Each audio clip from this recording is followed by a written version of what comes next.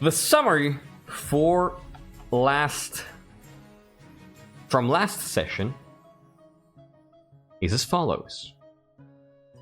Last reign we played with King Harald the Exploded, who ruled from year 1017 to year 1019. Harald of the Polar Bear clan read omens calling for the slaying of the Tyrant Queen, his own half-sister Tatiana, the Lawgiver. Identified as the chosen of Valtor and Lord Render of Northern legends, he had her sacrificed and bathed in her blood. Before a formal coronation involving yet another pagan bloodbath and the restitution of the legendary axe of Halbjorn to the north. Keep this in mind, this is relevant. Grown power-mad from his role, Harald the Bloody already saw himself as the greatest king who ever lived. Most nobles, even in his own family, were united in despising the weakness shown by tricking Tatiana, and wished to give Harald a taste of his own medicine. The counts plotted to play upon his megalomania and, through flattery, poison him under the guise of making him immortal. The barons just wanted him blown up. The two factions cooperated not to impede each other toward their common goal, but their different means would eventually conflict.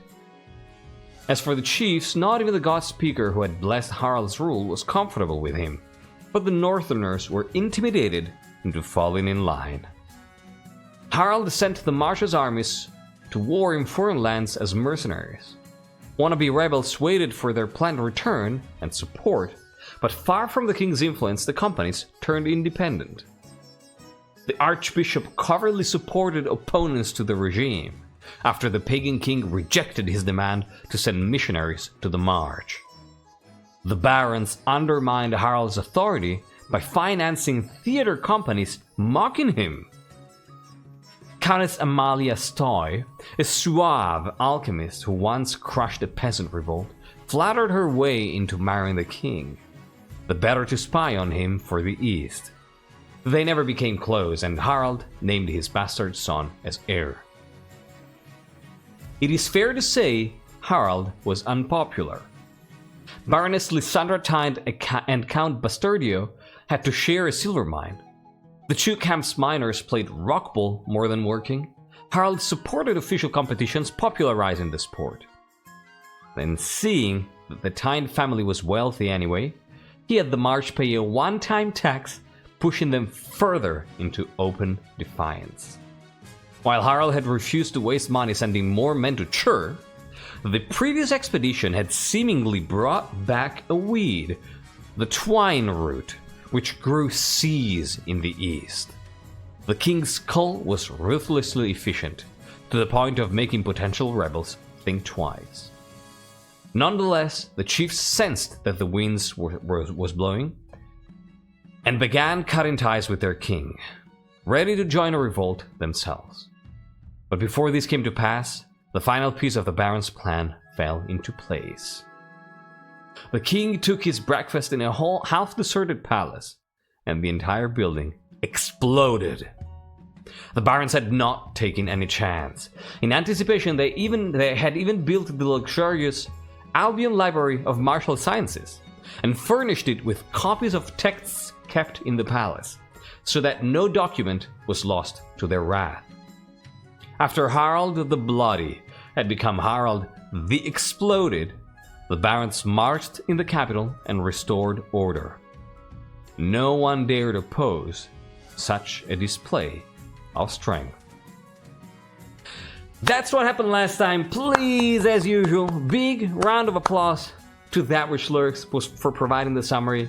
I think they did an amazing job with this one, because so much happened last time, and I have no idea how they managed to condensate it all in such a readable summary. This is amazing. Thank you so much for providing these, as always, Lurks. These are incredible. Please, please, please, please, please, please, do the clapping dance. Alright. So that is what happened last time on the Bearclaw Dynasty. With that said, let us begin the reign of Monarch Lennox. So, let me see, don't forget to redeem. Oh, I did redeem my kinghood, but thank you, Kiwi. Somebody, Hesperus reminded me. Thank you, I am officially the king. Pinky Monier, welcome back, hi.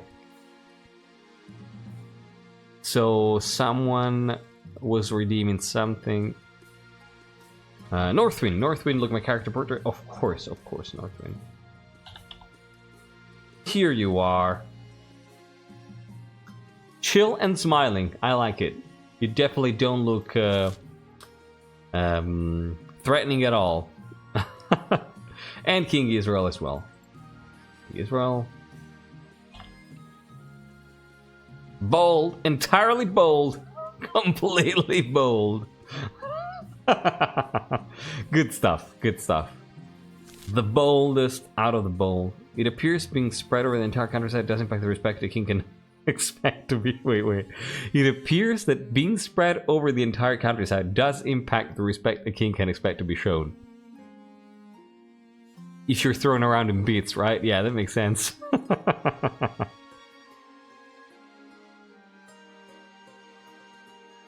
Smoking crater, wonder what caused that. Grandmaster, welcome back and thank you for joining.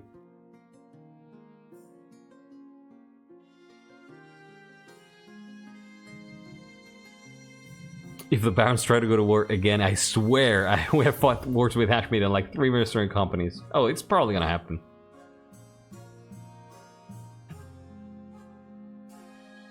It's probably gonna happen. So, before we start with the events, I have 2 things that I want to mention.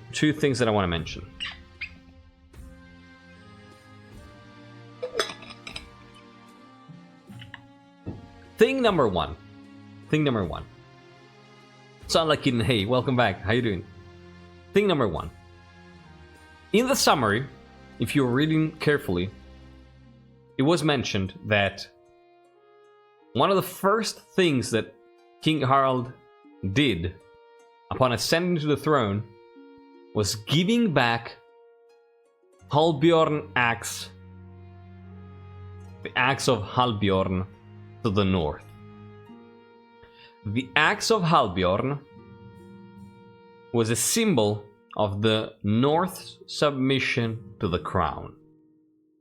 It was gifted or taken forcefully, we don't know, by King Harald, the first one who unified the kingdom centuries ago.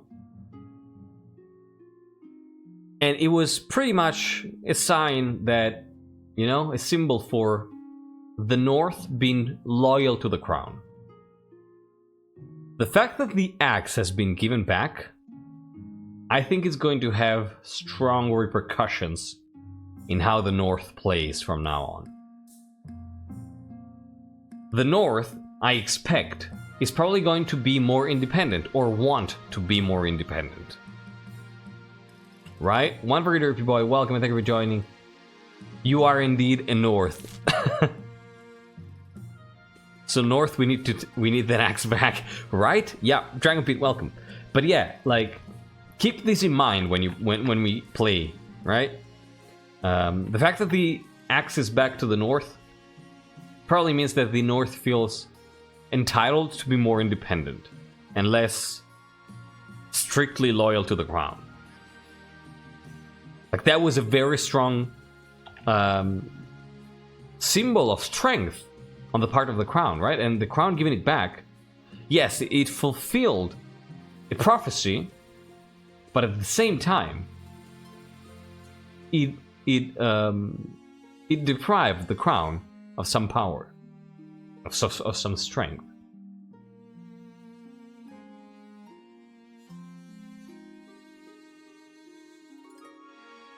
For grandkids. You do remember that Lysandra intercepted and stole the axe, right? I don't remember that. No, I do not remember that at all. Did it happen in chat? Because for the life of me, I cannot keep track of everything that happens in chat. The axe is not strictly the symbol of monarchy. The axe was the symbol of the North's submission towards the crown.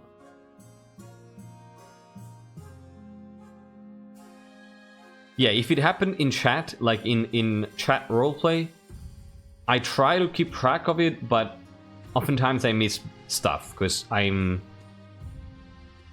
doing like 3-4 other things.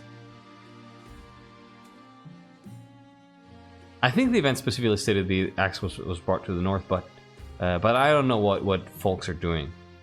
Like if y'all can imagine alternative ways of solving events, I'm fine with it. So yeah, that was one thing that I wanted to mention. So unless people in chat contradict me, I am in chat and still miss a lot. Yeah, exactly. So yeah, unless people in chat contradict me,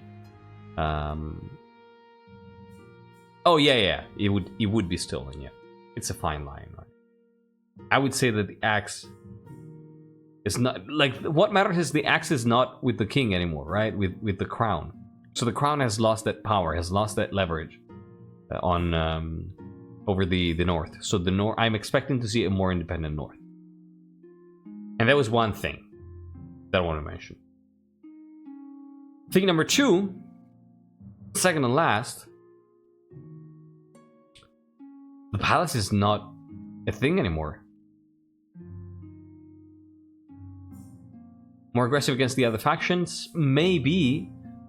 I don't know, like, I leave it to you, I leave it to the North to play this, and I think that, like, I definitely think that they're gonna try to be more independent, they're gonna feel legitimized to be more independent, and I'm gonna let it to you to decide how that is played out, right? Like, that could be being less loyal to the crown, or being more aggressive towards the other regions, or both, or something else. I don't know. You decide, you're the North. You are the North. Always interesting, to say the least, when I catch a bit. You mean of chat? With the crown's power in the north practically disappearing, a new northern warlord has risen. Yeah, there, right?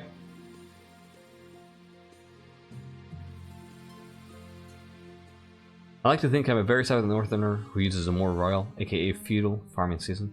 In business of Ireland, where there was a contrast between the Normans, feudal farming kingdoms, and Tuahi, okay, Tuahi, traditional Celtic farming kingdoms. Oh, I have no idea. That's cool.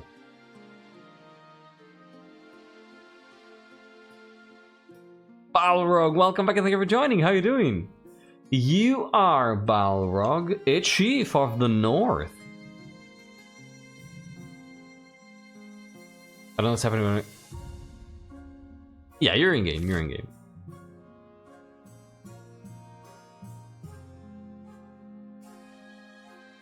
Very cool. So yeah, the second thing I wanted to mention before we start is the barons blew up the palace. I'm gonna try to make this short. I just want to point your attention to the fact that the barons were scheming with gunpowder, and they had the option of marching on the capital and just conquering it through raw strength. They could have done it. They could have done that.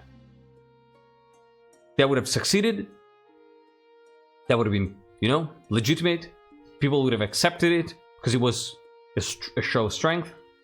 Instead, they not only decided to assert their strength, but they decided to blow up the palace. What does that mean? What does that mean? Blowing up the palace is a symbolic gesture. They not only showed they are strong, but they showed that their strength was able to destroy a symbol of the previous power. By destroying the palace, I believe that the barons have put in discussion the legitimacy of the previous power system. You know what I mean?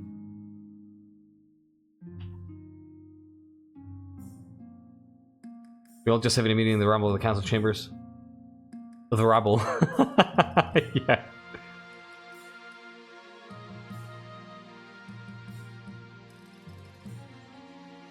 It is absolutely a power move. Even stronger. It is about who uses it best, yes. Yeah, and sent in the armies afterwards.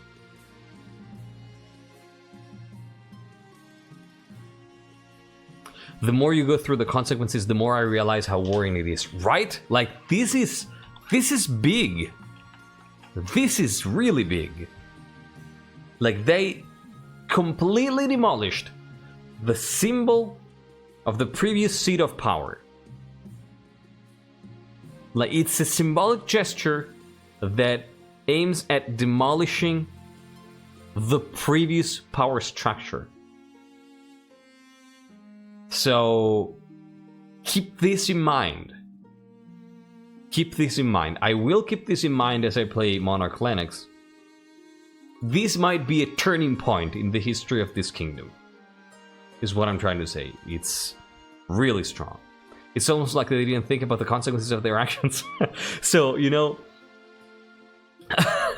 the thing is, maybe the players didn't think about it, but I, as the historian of this game, you know, as the lore producer together with you, like we can think about it in retrospect. Like, I think that the whole fun about this game that we're playing is seeing events and making sense of them in retrospective, right? Like, that's where the fun stuff comes up, and then letting what we figure out in retrospect guide what we do in the future, and then proceed like that, you know, like do a thing, look back, go forward, do a thing, look back, go forward. So we can absolutely make it sense, even if they weren't thinking about the consequences on the spot.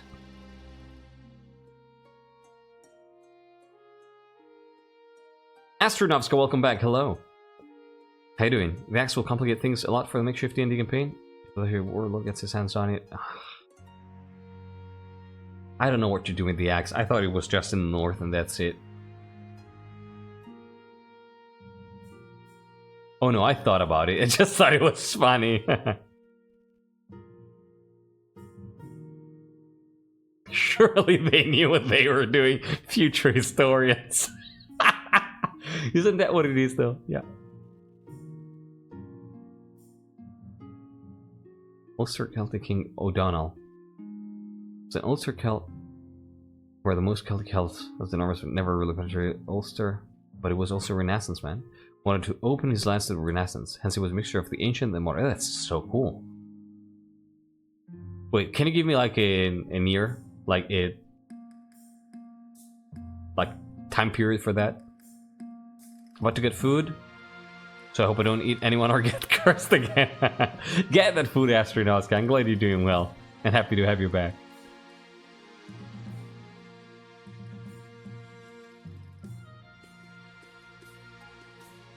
And Lelkatlin, welcome back as well. 1500s, okay, makes a lot of sense. Awesome. My character as a merchant saw this as an opportunity to start importing glassware in bulk. Yeah, makes sense. Yeah, don't worry, Lelkatlin. We just read the summary, but you can find it on Discord in Bearclaw Dynasty Chronicles if you want. Pasnik Prime, welcome back. Thank you for joining. How you doing, man? Alright, so yeah, those were the two things that I wanted to mention. Just to reiterate them really quickly for those of you who just joined. Yeah, exactly. Fastly. Happy to hear you're well. One of the main two allies in the forces of Ulster in the 9 years with England. Okay. And then, Northwind, wrong account. Lurks. God damn it. God damn it, you all. Oh, God. You're so silly. Cross, welcome back and thank you for joining. How you doing? If I ever play Cult of the Lamb with y'all, we're definitely gonna make a Pasnik cult, and all of you are gonna be called Pasnik, or that's probably not an option, but... So yeah. To go over this super quickly again, for those of you who just started, 2 things that I wanted to bring to your attention. 1, the Axe of Halbjorn was returned to the north, which means the crown has less authority over the north, and the north, I'm expecting to see a more independent north. Because they're not necessarily loyal to the crown anymore. 2, the fact that the barons decided to blow up the palace and not just march on the capital is a very strong symbolic gesture. Because they disassembled, they completely destroyed the symbol of the previous power structure, being the palace. So this is a very important change. A very important decision that is going to have long-lasting consequences. Alright.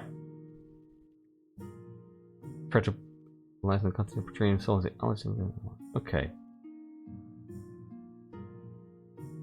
The counter-reformation, of course. Makes sense.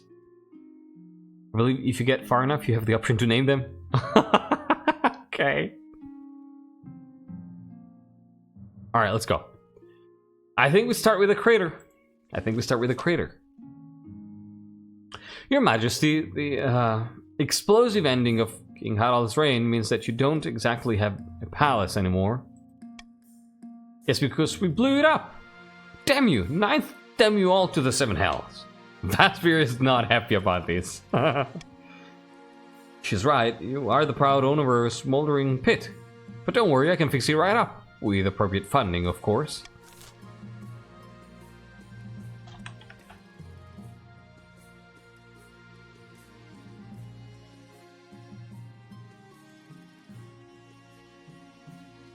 And I think that, in the style of what I just said, we're not gonna reconstruct a copy. We're not gonna go for a copy, you know? Waver, welcome back and thank you for joining. How you doing? Absolutely, I've seen V for Vendetta. I've seen it and I've read it. I care about architecture. No. They talked about the 7th. One very derby boy.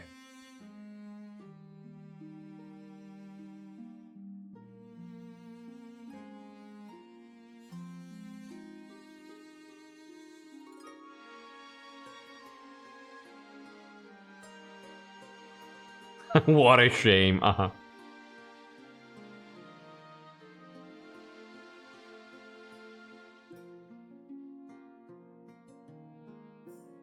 think we go B, right?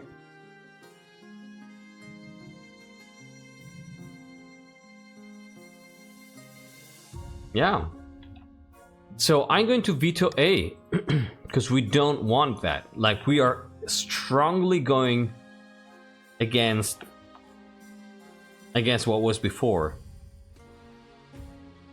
And I think B is really cool, to be honest. Like, I think B is very symbolically strong.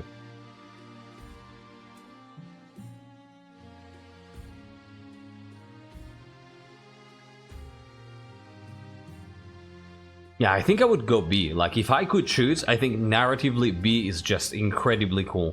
So I would go B. But of course, the council gets the choice, so we'll see. You gotta go B. Wait, what were you saying? An increasingly restless North, gunpowder used to secure the throne. The kingdom needs to be ready for war, Your Majesty.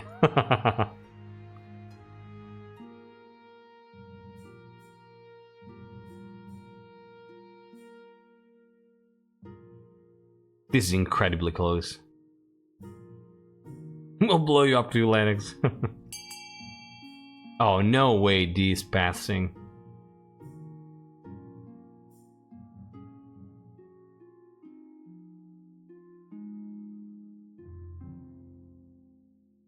Alright, it's 11 to 12, and some people have not voted, so I'm gonna be counting down from 5 here, and give you a few more seconds to vote. It's currently a tie, 12 to 12. Oh, I want to pay.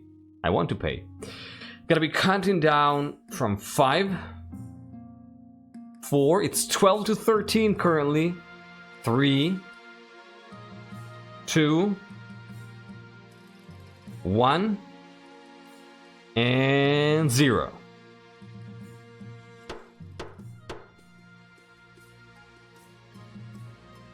Wow.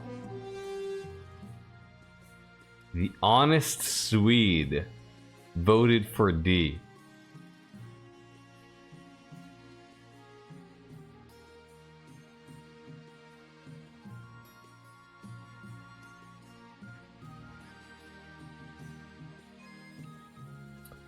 Wow. Okay. Fine, we'll fund your new palace, my liege, but we'll build it our way. Oh, I seldom get the chance to work in the martial style. Big grey blocks of stone, narrow windows, red banners, hunting trophies. I'll draw some blueprints. I'm honest. I break it, I buy it. It's great. Rapid work begins on the new palace as the imposing star-shaped fortress takes shape. The wave of dread passes through the city. It feels like an enemy occupation. Oh my god, this is perfect. Yeah, it's marcher style regardless.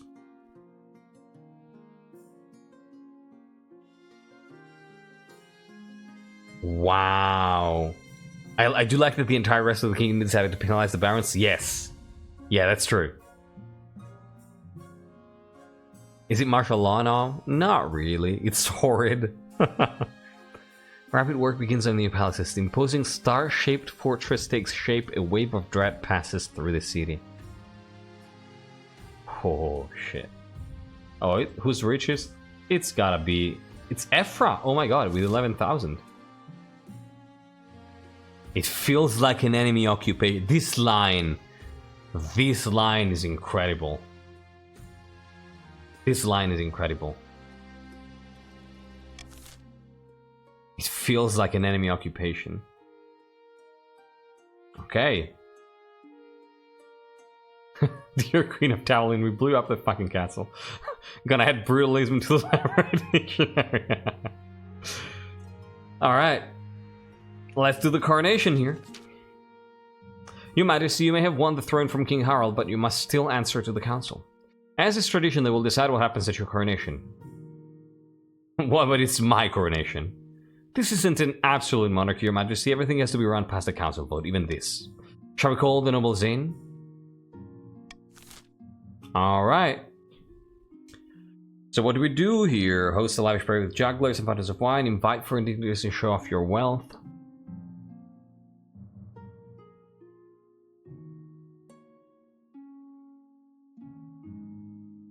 What do we want to do?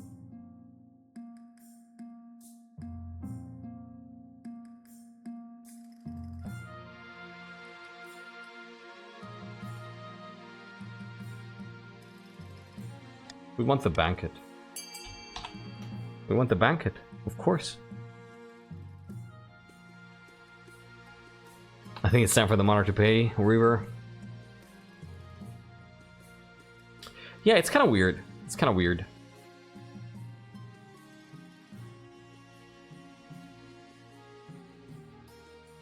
And of course it's gonna be the Reaver.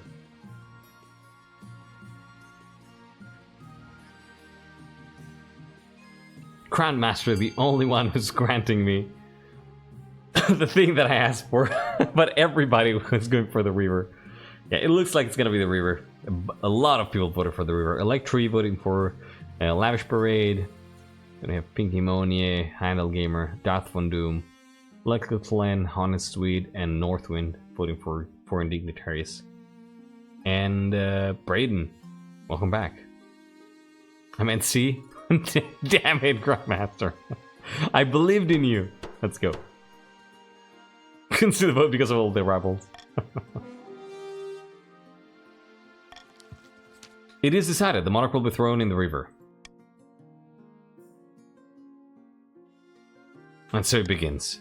The nobles pick you up and carry you out to the Treadwater River, hurtling you into the shallow water with a cheer. When you climb back up the bank, soaking wet, the Chancellor steps forward and places the crown upon your head. Is it your imagination, or are some of the nobles stifling giggles? No way I was putting Aert. Oh. Okay. And the path to victory.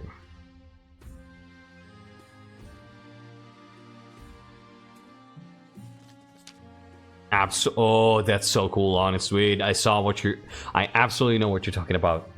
And the music you posted is perfect with it. Yeah, that's something... The thing that honest Wade is referring to, that I have absolutely no idea how to read, is on the Discord. I think it's in Noble's Lore and honest Wade. It's the Arlinsk family, is it? It's pretty cool. It's pretty cool. Your Majesty, the history books do not look kindly upon usurpers unless, of course, they prove themselves worthy of the throne they have stolen. When you die, how do you hope the kingdom will remember you? See? I know things! I read what you do! I actually really love browsing through all the noble lore that you all write. So, Lennox, we said... wait, Lurks, sorry, do you have the... Yeah, these dialogue feels weightier this time. I agree. Do you have the info again, please? Just to make sure I get it. It's definitely not gonna be a saint. I can tell you that much. Like when the Chancellor mentioned you still have to answer to the council. Yeah. And I don't think that Lennox agrees. Like, I have an idea. Oh, thank you. Nibbling an infamous prodigy introduced shouting and swearing. Okay. Yeah. All, like, the three options to the right, nope.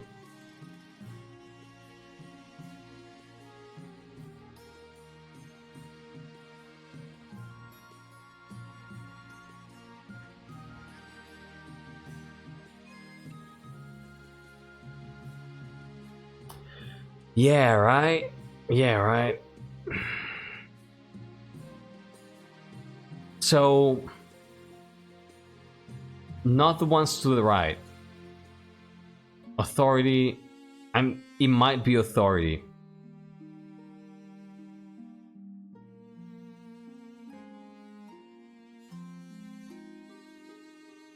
I can see authority, I can see conqueror. I mean, the fact that they used gunpowder is kind of a move towards embracing modernity, so... Let's show old Harald how it's done. Or it could be the new age, the new golden age, you know, in the sense of, okay, now we're gonna spin the kingdom into a... Like, we're gonna make the kingdom flourish by doing things differently.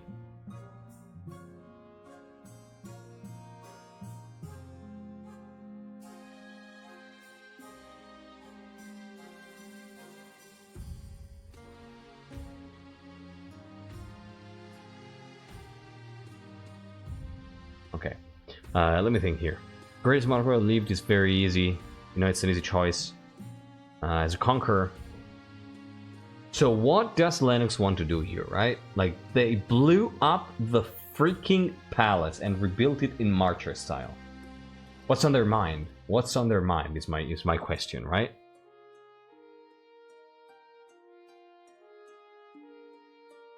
Military makes sense.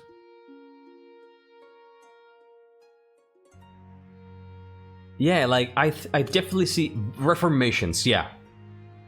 But is this a bright mind to do reformation? You know, like, is this one of those people who want to reform because they think it's best to do things that way, and they have a good mind to plan things out?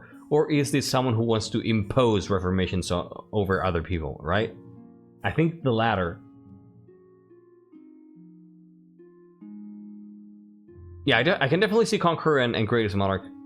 Architect of a New Golden Age, it could be something like being pretentious and saying, oh, the kingdom now is gonna flourish because we do things our way and not how it was done before. So are you for military authority? Yes. Your Majesty, we live in troubled times. Luckily, I've prepared plans to help guard us against the threats from afar. It's good that you're considering the uses of gunpowder, but why stop there? The Golden Corps has long been in need of expansion. Ooh, okay. Okay. Let me think one more minute, and then I gotta make my decision here.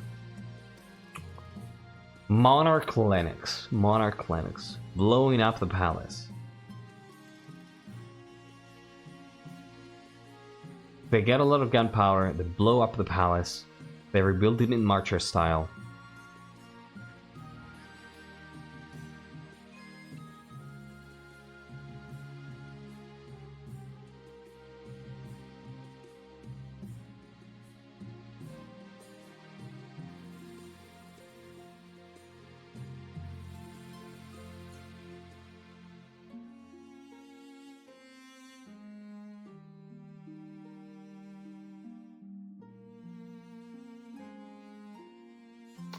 I think it might be Conqueror. Smart but known for bad quality of being wicked, yeah. I think it might be Conqueror here.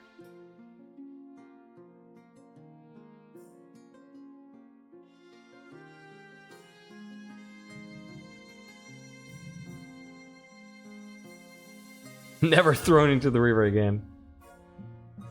I'm not thinking of an external war here at all.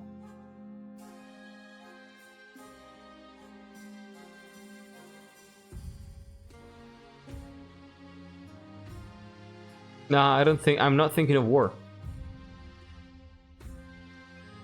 I think that Lennox, you know what I think Lennox has in mind? I think what Lennox has in mind is centralizing the army. You know? Like, so far, the armies of the kingdom have depended on the nobles. Just like in Europe, right? Like, the nobles, like, think of Germany, right? Of the Holy Roman Empire, where the nobles were supposed, like, they had privileges, they could get taxes from peasants, from their servants, and yada yada. But then they were bound to give military service, right, to their lord. That's how it works here, right? Like, nobles have privileges, and they are also responsible for the army. Yes, Steel 40k, precisely. I think what Lennox wants to do is take control of the army, reform the army so that it's directly controlled by the crown and the crown lands, and not by the nobles anymore.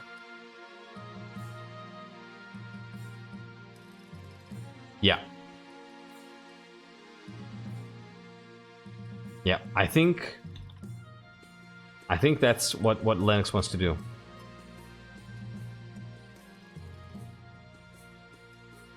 If we expand from a special force into a dedicated branch of the new model army, or even make them a score around front of the pikemen, might be able to secure our borders against Ashmade and give us diplomatic rulers through strength and free us to pursue internal security. I don't think that Lennox is against that, but I think they have different priorities. Conqueror also allows to choose between war and tyrant later in case stuff comes up and Lennox has some shit in desire, but also allows to focus on the tyrant path to centralize the power. Wait, what? I'm not sure I get what you mean, Dragon Pit.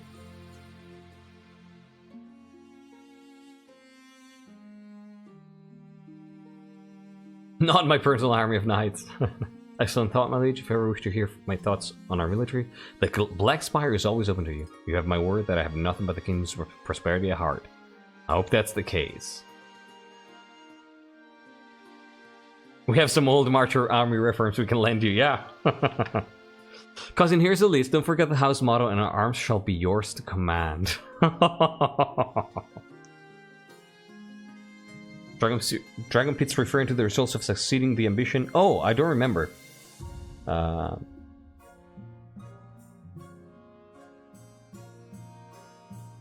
So wait, what are you saying?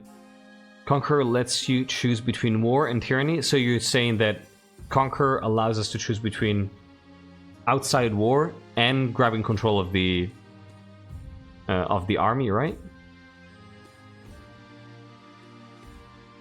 Yeah, I think it's Conqueror, to be honest. Yeah, being in faith with a whoop inside, single point. I mean, it might happen at some point. Fire, brimstone, and death. Run, children, run, mothers, run, fathers, run, elders. Flee, flee. The marchers have killed the king. Woe, woe, the castle is fire and ash. Woe to the people of the noble king. Woe to slaves of the usurpers. Woe to the waters, woe to the woods, woe to the sky and the sea and the earth. The gods weep and mourn. That's pretty good. You then have to choose between two options. Oh, yeah. Okay. You're right. Right. Yeah, I think let's do that. I think let's do Conqueror. It makes... I think it's a thing that makes more sense. Oh god, my back. Ah, shit. The warrior monarch is sure to be remembered fondly if they win more battles than they lose. I suggest over the next few years, focus on improving the kingdom's military. Alright. End the season.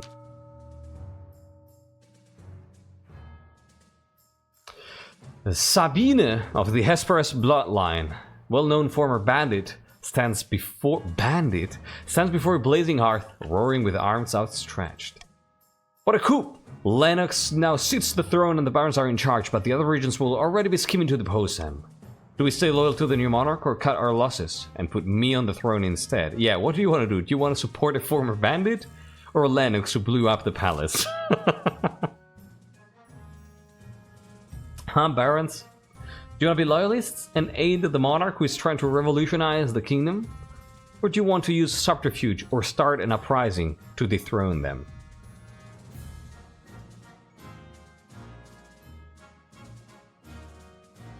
How much do we like Lennox? Grandmaster doesn't, apparently. I say give him a chance. Yeah, it makes sense, right? It's reasonable. 66th account. Hello. Are you actually in the game?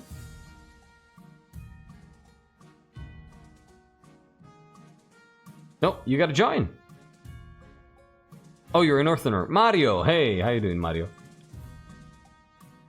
You actually are in the game. I haven't seen you. Hi, welcome. You are a Northerner, yeah. Alright. Oh, that's awesome, Canny. I'm gonna read it. Alright, let's go. Looks like you're gonna be a loyalist. Knife Master, welcome back for voting. That settles it then. Glory to the monarch and glory to the march. But we can always change our minds. If Lennox ever gets out of line, we can take up our arms and get rid of them the old-fashioned way. Alright. Ooh, Lumi of the Pasnik clan. This looks cool. Legendary northern troublemaker stands precariously in the longhouse crossbeam, droning on as if in a trance. Chiefs of the north, we all know I should be on the throne, not this impostor monarch Lennox. How do we make that happen? Chiefs of the north, how do you make that happen? Through sorcery, maybe asking for the help of a wizard, trying to raise authority? Do you want to look for a doppelganger, trying to lower your own defiance? Or maybe you want to follow a hornblower? Do you want to go toot toot again? Lowering all faith?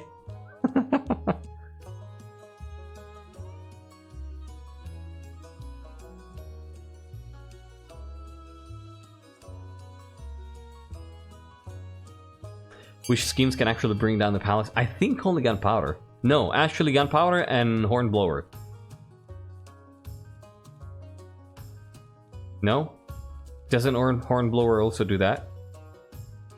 Can't you destroy the palace with the toot?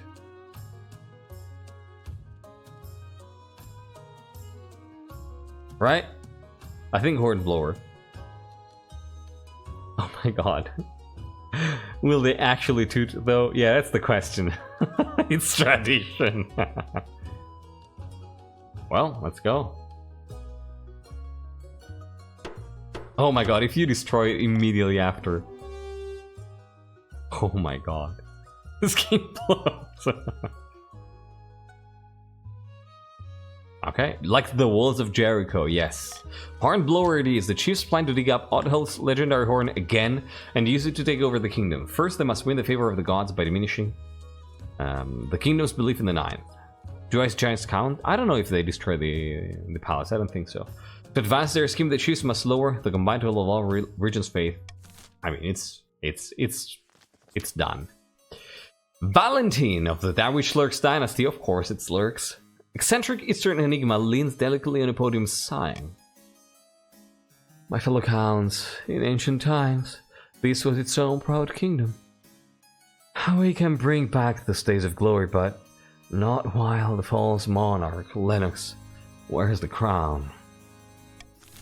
Counts, what do you want to do? Do you want to intimidate Lennox? Trying to raise stability, that's gonna be fun. Do you want to do a blood ritual? Trying to possess the monarch with the highest farming? Or do you want to offer them ascension, trying to lower your own faith? It's only the 4th time.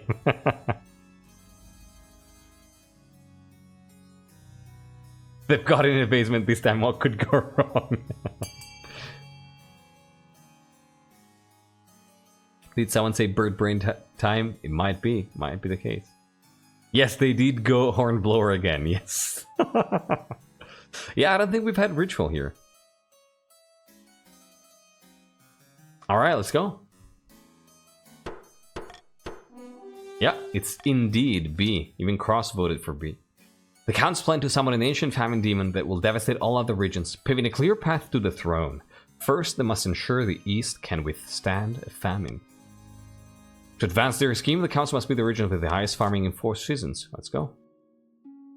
Alright, so we have an ambitious vassal, former bandit, a questionable claimant, and the only related one is a long-lost nephew in Valentine. Okay. Okay. So not a lot of interrelations here. Okay.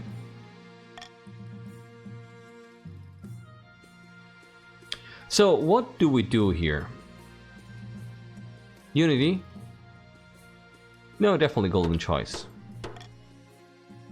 Definitely golden choice. Like, yeah.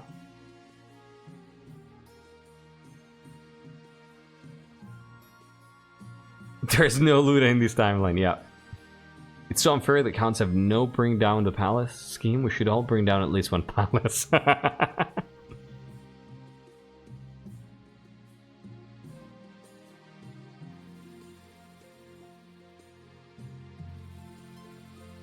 Thanks, you, Lennox. You're very welcome.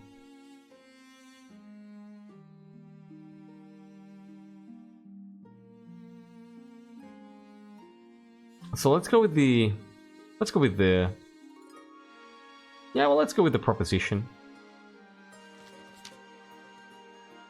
Your Majesty, I have an idea. The best since lined parchment, I dare say. An expedition. The treasure is like suggesting this every freaking time to each monarch. An expedition to Chur. Oh god. Does Lennox care for Chur?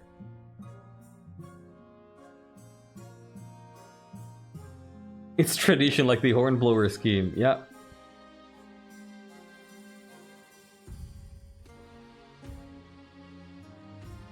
Does Lennox care for Chur?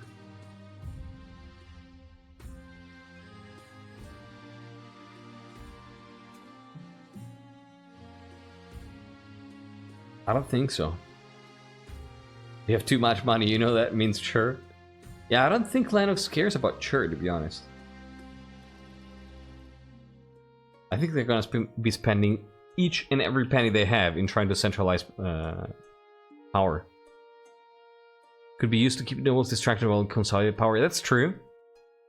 Pinky Money, the monarch is they, them.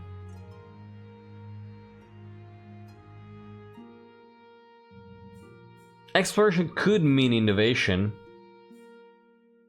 But like the way I think of it is like, okay, what if I need to, I don't know, get some mercenaries or something in case of a rebellion? I need the money. Yeah, I think they want to focus on military at home, yeah. Yeah. I implore you, the great unexplored and untamed wilderness far across the Eastern Sea awaits. You have a lot of wealth at the moment, Your Highness. It's just sitting around collecting dust. Why not make a sound investment and send explorers to Chur? That's not an investment, that's a gamble. Who knows what they might find, a treasure, rare materials, ancient history, a new disease. She's a bit too animated when she says the word disease. I'm not wasting money on such a risk. No, absolutely not. Absolutely not. Doing a Columbus. Horror in the East. Handle Gamer, what's up? Your Grace, a monster has been stalking my farms at night, smashing down the doors of cottages and feasting on the peasants inside. Sounds ghastly.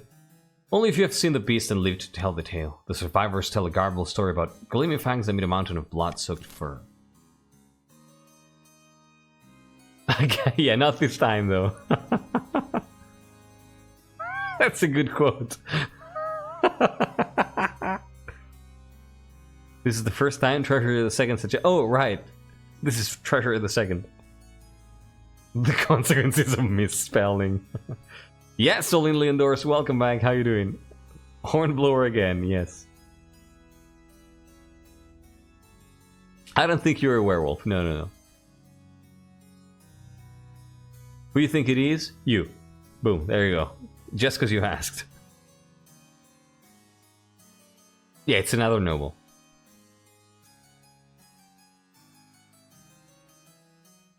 So, send the Count's army to deal with the abomination, offer a substantial bounty on the monster. This is no concern of ours. I'm a vampire, not a werewolf. You could be both. I think so, Pinky Monier, yeah. I think so, I agree. Yeah, I'm gonna give you money to send the army.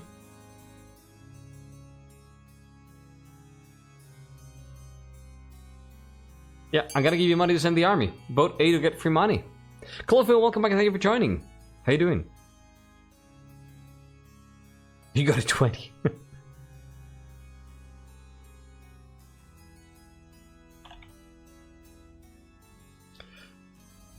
Test the Count's army strengths by sending them after their monster. Yeah, yeah.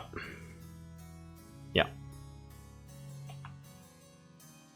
Yeah, take the money. Take the money. King Israel, you have more money than me. Shut up. You have 6,000 plus gold. You're not broke at all.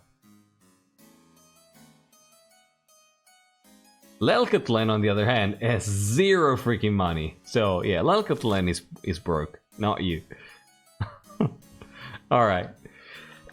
Count it down from 5. Count it down from 5 to give you the last few seconds to vote A to get free money. Yeah, still 40k also has your money. So count it down from 5, 4, 3, 2, 1, and 0. Awesome. Not even one dissident. This truly, this is the Bearclaw Dynasty. Yeah, unanimous. That's perfect. Fantastic.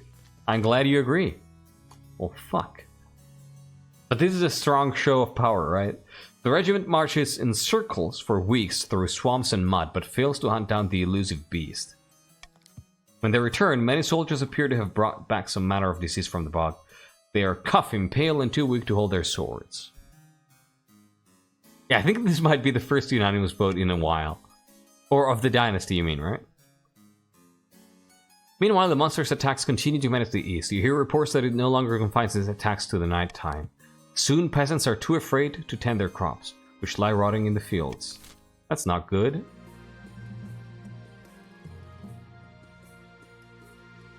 I'm trying to flee.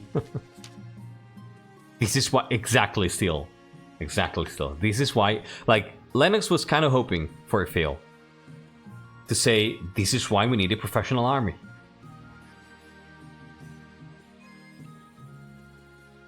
Yeah.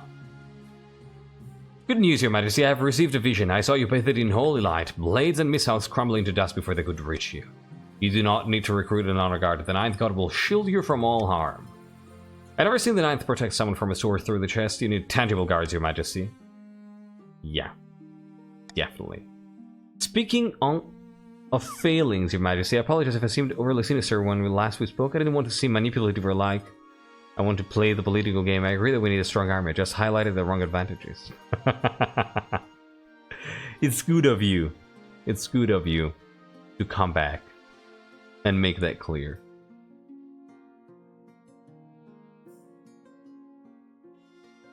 It's appreciated.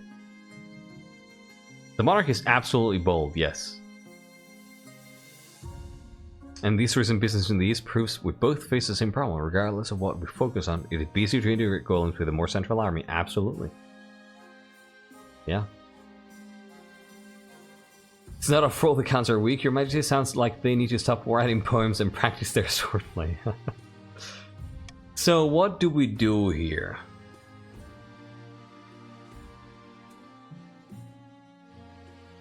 I mean, it's veterans, right? It's definitely not gonna be the counts. Chiefs. Yeah, I know it's veterans of the march. It's the veterans of the march.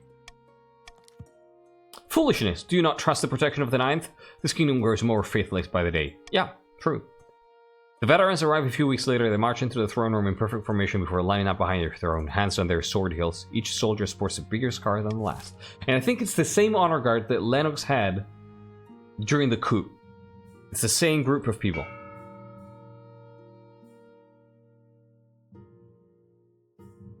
The crown providing shielding for our eyes. Alright. Auction time, everybody. Auction time.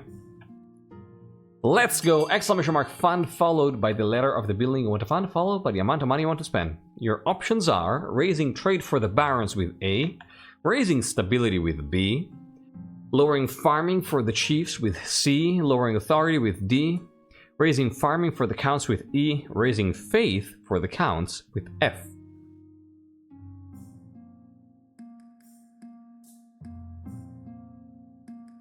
That's it, Northwind, yeah.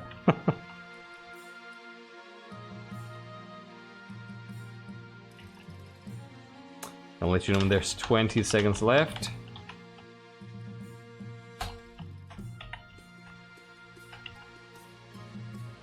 $20 left now. What honor guard was chosen? The veterans, of course. 10 seconds left. Vote. Fund. 5 seconds left. Dragon Pete, how much money do I have? Oh my god, Dragon Pete. You have 3,750. That'll probably be too late. As a house, so what? Wait, what passed it? A library passed. Astronovska, finally you have your library. You finally have your library, Astronovska. Wait, did you see the library that was funded at the end of last reign, by the way?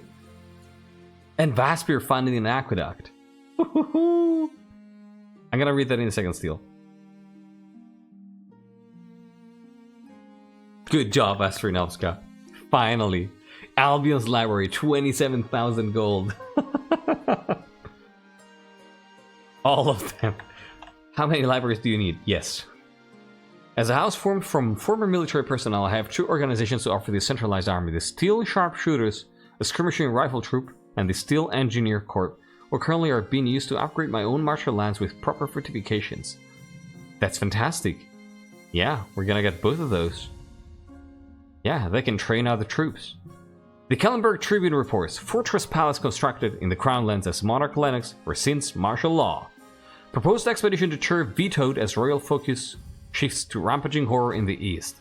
Army measures prove incapable of rooting out the threat as chaos grows. We just started and chaos is already growing.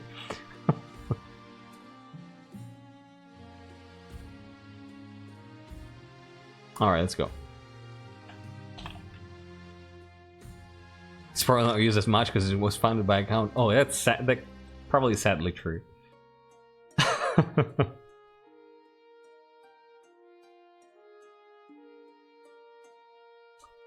Rogue Golem. There you go. There you go, your golem corpse. Nope, we didn't go for Chur. Nope. The Monarch wants to keep money in case they need to hire like, the Monarch, he's already thinking, I'm probably gonna be unpopular. There's probably going to be a rebellion. I'm probably going to have to hire mercenaries. I need the money.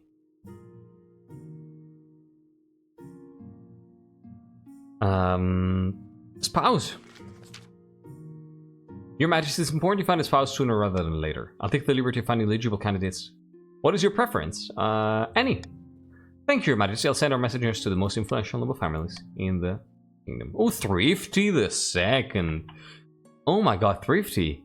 You've aged. I really love the new look. It's pretty cool. It's an easy enough decision. You'll marry into the barons as we agreed before you took the throne, right? Right? We'll see about that. I really love the new look. God, I love when nobles slowly age as the kingdom goes by. It's so cool. It's so freaking cool. The drip is insane in these games, right? It's true, I agree. Oh, this is absolutely going to be a political marriage. Yeah. This is really good. Awesome. Big Cheese, welcome back and thank you for joining. How you doing? So we do a capital proposition first. Ephra, the gods are good. Our soldiers are renowned throughout the kingdom and beyond. We've awarded so many medals they can serve as full plate mail in a pinch, your greatness. Why don't I transfer some of our best troops to help police the capital? They'd improve security and assure the northern army for what it is, the pride of the kingdom. This is the Baron's trick, and you're trying to use it against me. You want to station soldiers in the capital? Your Highness, think of the threat to your security. Let us make use of them instead. Yeah, right?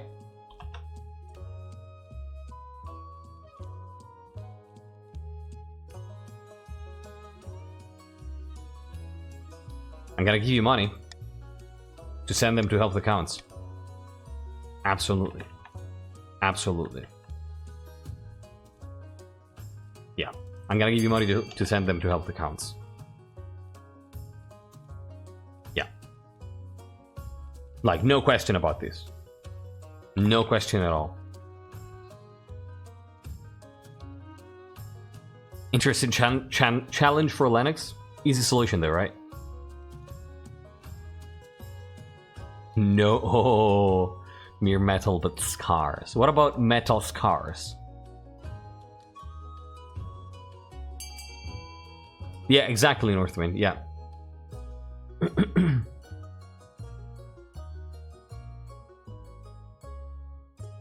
Is Albion's library not good then?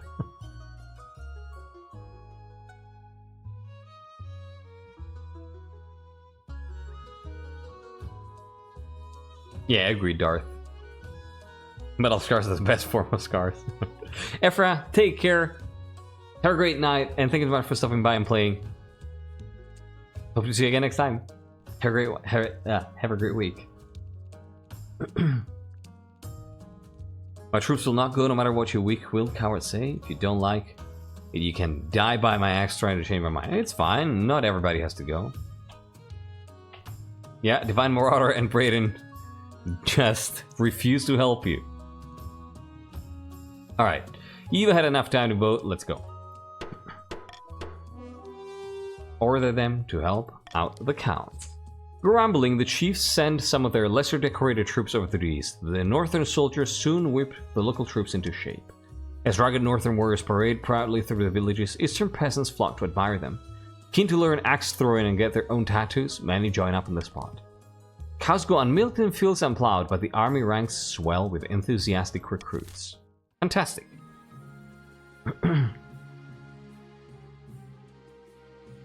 Oh, pizza. Yeah, I hope you get better, Marley. They better not be getting tattoos.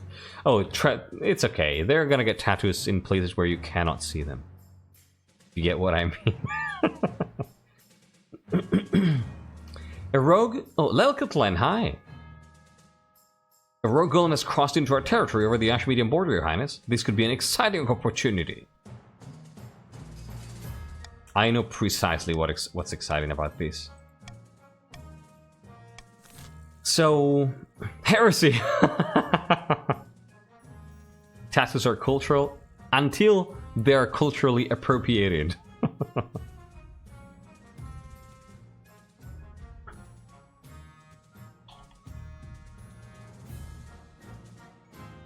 Oh, it's absolutely going to be taken apart and figure out secrets, right? It's absolutely going to be figure out its secrets. Yeah, we're golem experts, exactly.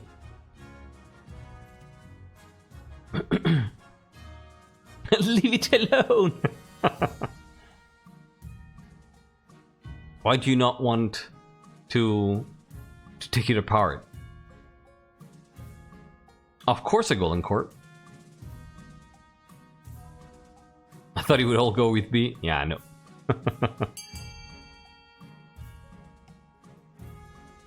Let my poor golem go. Because I love golem, okay? But we're gonna make more.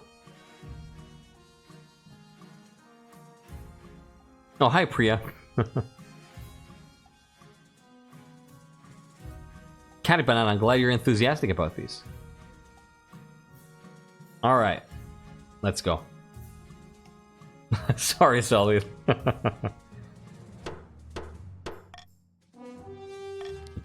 The secrets of the golem have been a mystery for too long. I'll put our very best artisans to work figuring it out. A few weeks later, Baron Ludgatelenhentis reports back with a gleeful smile. It's slow going, my liege, but we're getting somewhere. In a few months, I think we'll have cracked it. Thrifty voted to destroy it? Oh, I didn't see that. I think Thrifty is done with this Ashmedian bullshit. Golden Gagama, welcome back and thank you for joining. How are you doing? Oh, taxing season here. I think we just... we might even consider a... No, I think it's just... I think this is it. I think this is it for now.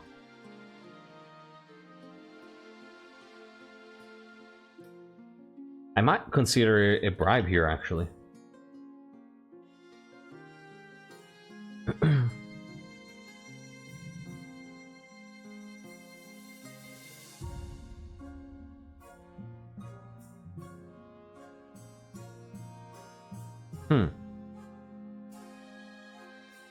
Oh yeah, I didn't see that either, Vasper. Just got a fork and I see Chiefs want to toot their horn. Absolutely, as always.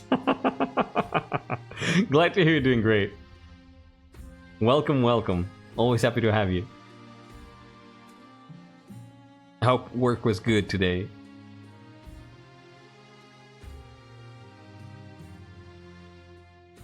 I don't think we need bribes yet. But like I'm thinking, is Lennox looking forward?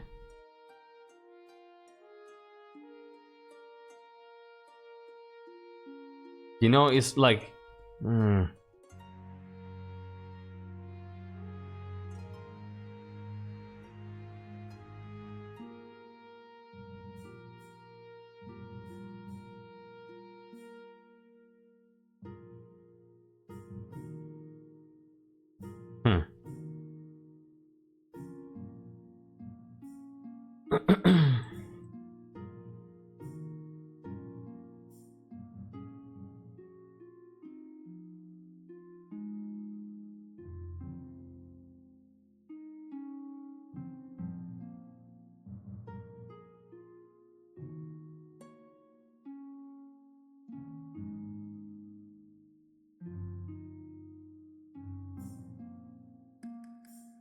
I think that Lennox might I think that Lennox might want to give some money here to keep, you know, people quiet.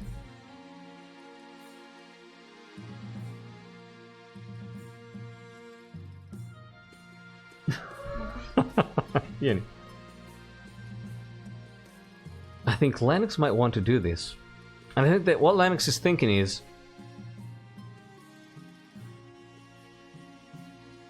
donation. I think what Lennox is thinking is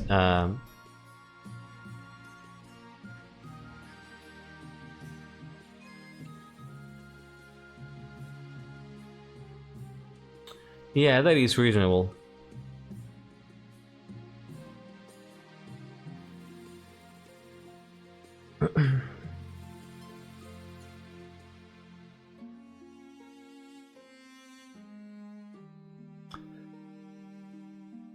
That is reasonable, Northwind, but, you know...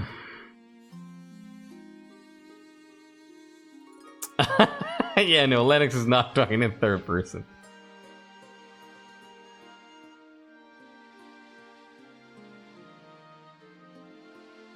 So, is Len the one so far? Lennox is actually about to ask the Barons if they're okay with a one-time contribution, in order to keep the others quiet.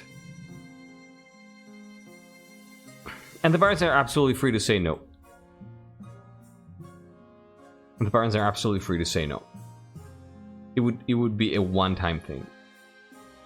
Yeah, right, they're not the one. Like, good timing. Cask of Tavaline's red will help you decide? Might be, yeah.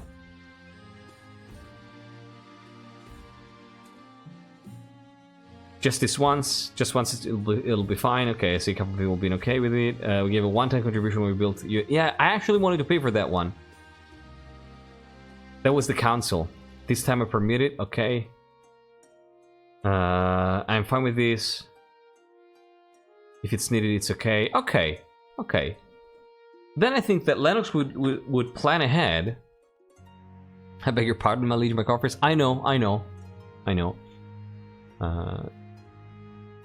If it looks like the things are stable in the future and we have money to spare, I might give it back. I might give a bribe to the barons as well. Like that being the plan, right? Like if we find if we have a stable treasury in a future taxing season, we might just give it back.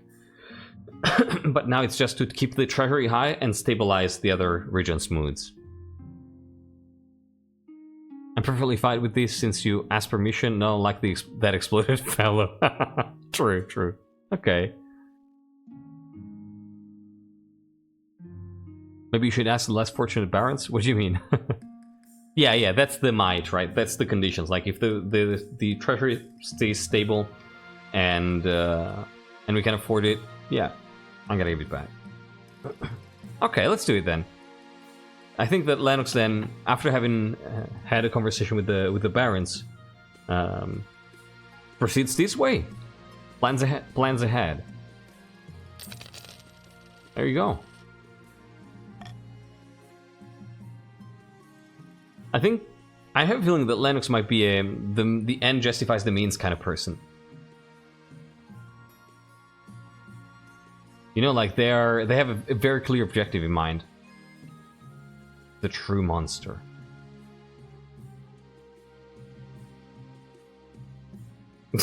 Oh no. Well then the others should have talked.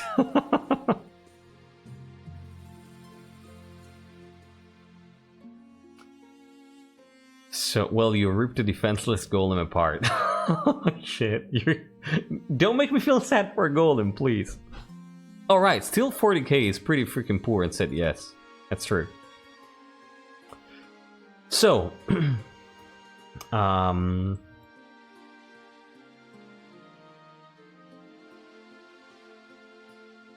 yeah, let's go with the golems first.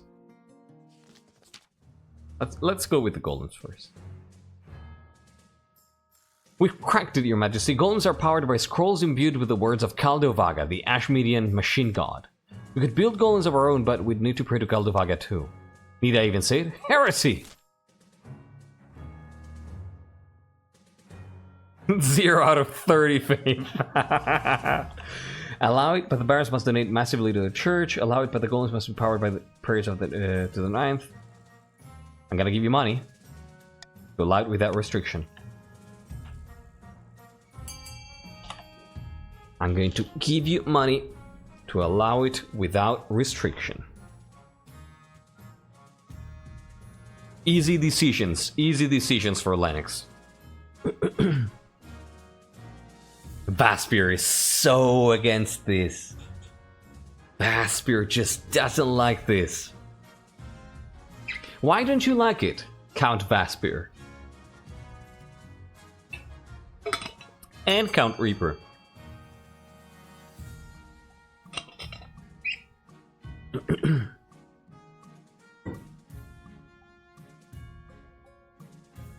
Bravo 700 want my support for 8 to the crown and other groups to find our axe and then find our axe and return it to us. Wait, wasn't it returned? Oh god. If Vaspir is the werewolf. Thrifty the first ghost approves. I'm one of the rare 9th Eastern houses. Oh, okay.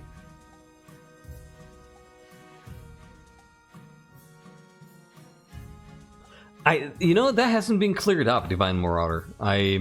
Like, again, I don't remember that happening, but someone mentioned it in chat, and I still didn't get an answer about, you know, clearing it up. Alright, let's go. Allow it without restriction. The church takes a massive hit when such heresy is allowed openly in the march. More and more common folk drift away from the ninth god. Meanwhile, dozens of church factories are built in Kaldavaga's name, and soon martyr armies are bolstered with untiring clay giants.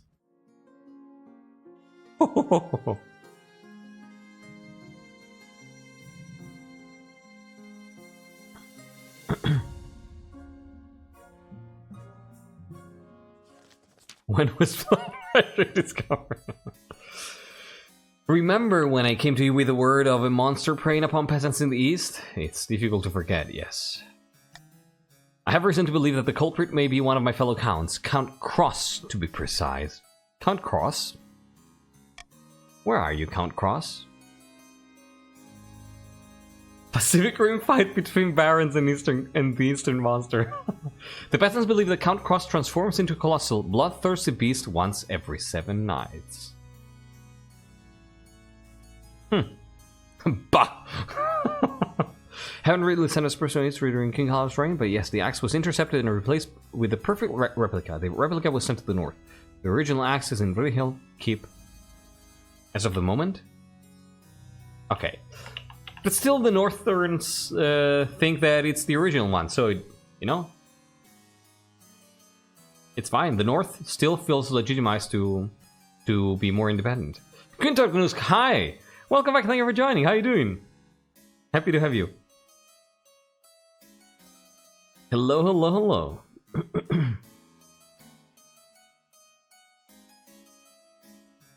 Yeah, it's not you, Melting Penguins. My autocorrect read lycanthropy as philanthropy, which seems like a worst accusation. Oh, sure, Güntargnusk. Güntargnusk. Here you are. Handsome as always. Those green eyes really shine in that blue tattoo. So, hope you're doing well. Why do you trust the word of peasants? Bah, sounds unlikely. Do we know? Yeah, bah, sounds unlikely. I agree, but Count Cross has been noticeably absent from social engagements on the nights the beast has been seen.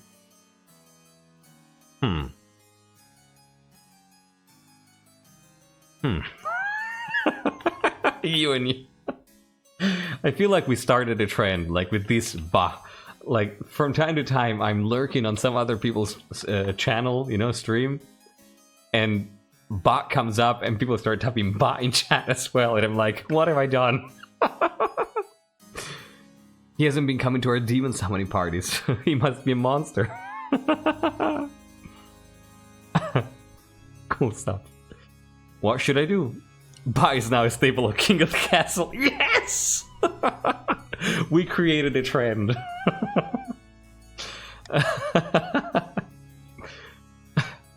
Trendsetters with bah. Pray do not call the public vote on the matter. It would embarrass Count Cross greatly for no good reason.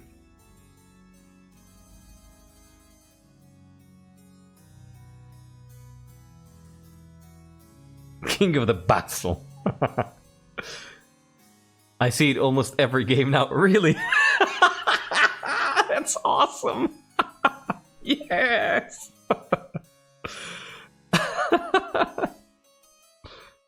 The Bearclaw Dynasty. So wait, what do we do here?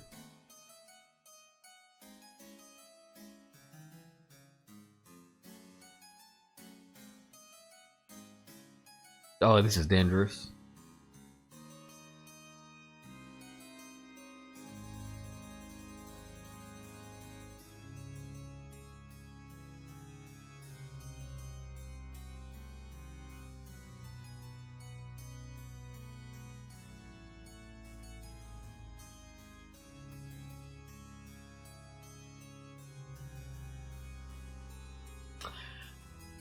Yeah, I'm actually thinking exactly about that, Northwind. And I think the answer is no. I think the answer is no.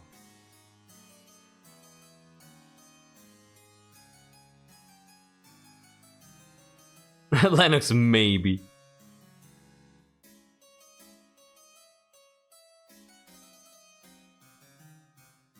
Like, I think that the options are these two, actually. There might be an Inquisitor investigation. No, I don't think a letter is gonna be enough. Like, Lennox wants to really solve this.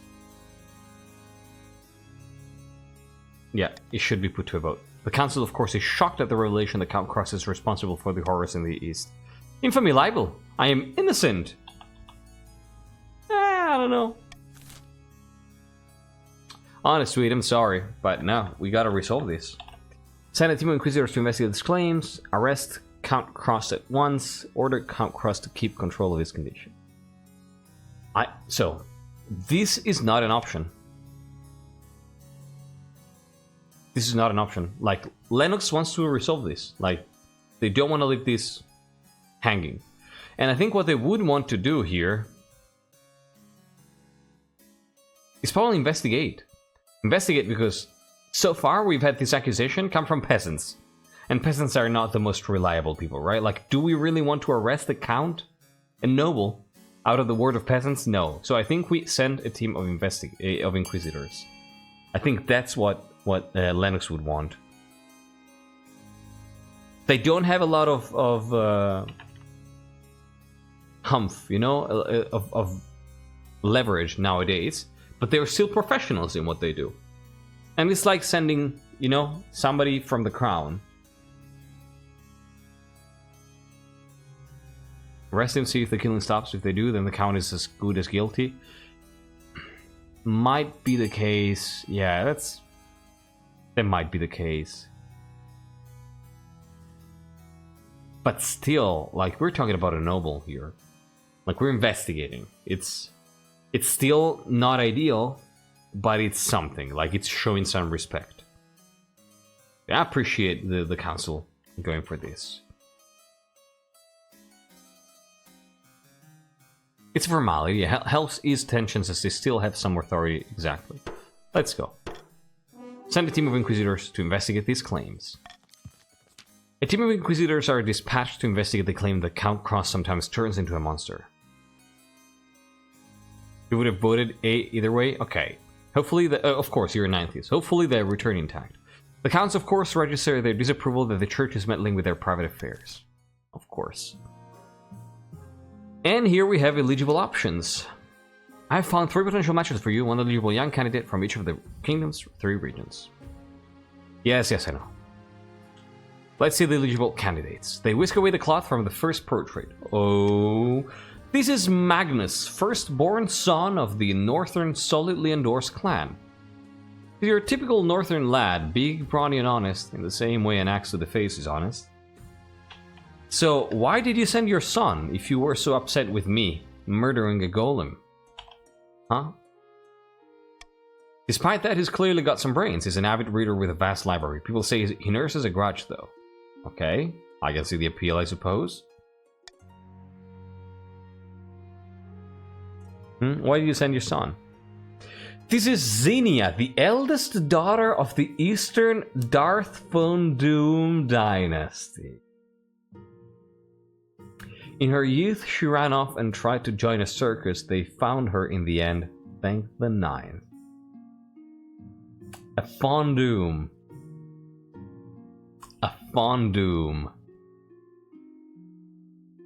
The House still officially announces the embargo of Count Electory due to the threats made upon the current head of the House, and in response to the embargo placed upon the House still by said Count. Oh, this is cool! Rest assured that I and those who share my views do not in any way support the alleged actions of Count Cross. I appreciate that.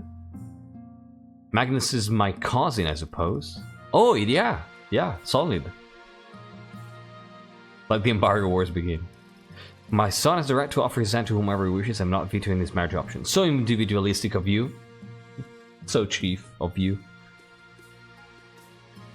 Yeah, we can further legitimize your claim. Exactly. Yeah.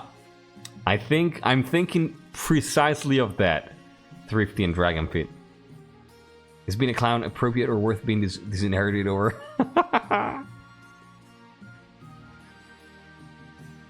Wait, does the... Okay, thank God.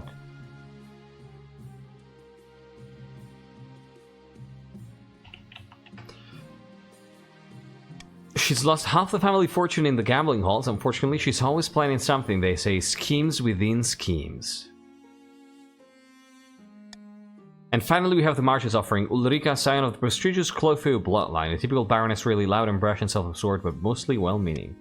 Like most of the barons, her great passion is hunting. No beast is safe from her crossbow. Give her half a chance and she'll expound at length on how we should improve the lot of the peasants. Sounds like a laugh. So I don't think it's gonna be the March option. It's definitely going to be a political marriage. A modern day parent, I'll support my son to marry golem killers if that's what he wants. It's awesome of you. Doesn't that go against the point of blowing up the old palace and reforming the seat of power? Why marry a Von Doom? Good point. Good point.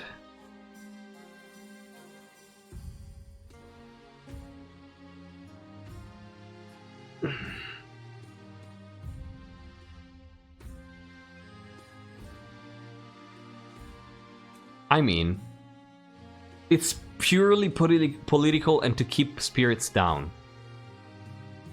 I think. Xenia's relation had been on the throne before. Yes. And actually she was the person who was murdered by the previous king. Every candidate is very recently related to Lennox, as in law or blood relation. Yeah, it's fine. Sorry, Darth. Your Majesty, if you marry Xenia, I will personally do everything in my power to ensure she acts befitting the decision of Queen Consort. I doubt that's in your power, but thank you for the attempt at a reassurance. I think my son is a fantastic option. Your son is a good option, yeah. It's not that I would go against the barons, it's that I would go towards stabilizing the barons' power on the throne.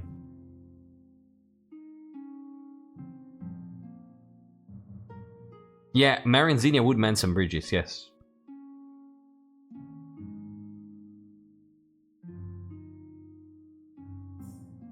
Right? I'm thinking... So, let me see what they say about the... Let me see both the Northern candidate again. This is Magnus, firstborn of the Northern solidly endorsed clan. He's your typical Northern lad.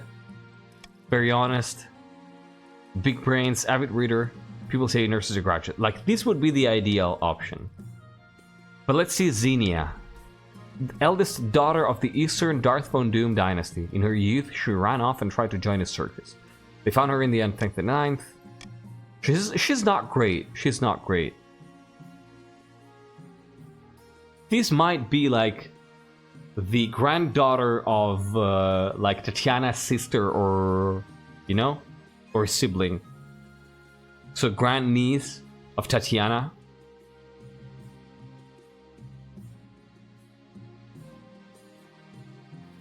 He's got a library. I know, I know. I think this is just so perfect. Yeah, I think that marrying into Tatiana's family is just so perfect. Excellent, time to make the arrangements. Not great, he's lightly said. Yeah, she's not great. Yeah, no, not character at all. Not character at all. Like, this is an entirely political marriage. Yeah. She's a bit of a wild card, fun at a party, but maybe not queen material. Yeah, I get. You cannot make everybody happy. I mean, solidly endorse, I actually strongly considered your son. And it's not with a heavy heart that I had to reject his offer. Taubenstein, thank you so much for the follow and welcome. Hope you're doing well. Honestly, with how much Carl hates this monarch, marrying a chief would have just pissed him off more.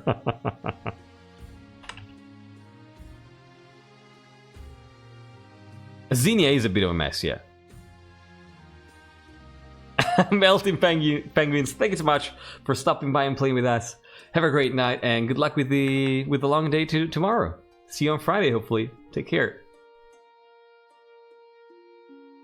Long live the king. Well, thank you, Taubenstein. Oh, of course. Of course, you have a pigeon emote. Of course. Being Taubenstein. How you doing? That's lovely. The Kellenberg Tribune reports the Northerners march as the mighty clans train Eastern troops. Marcher artisans bolstered from craftsmen as far-afield as Valamir arrived to crack the great Ashmedian enigma. Ninth-ist Church protests, but new Golem army added to the Marcher arsenal. Nobody expects the Royal Inquisition. Lennox orders Inquisitors to investigate dangerous peasant rumors of a monstrous count. The Royal Inquisition. I trust you will, Darth Van Doom.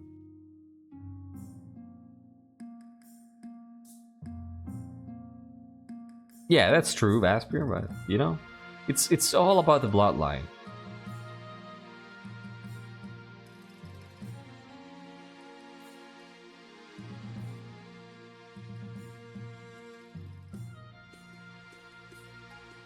And yeah, feel free to join whenever if you want, Taubenstein.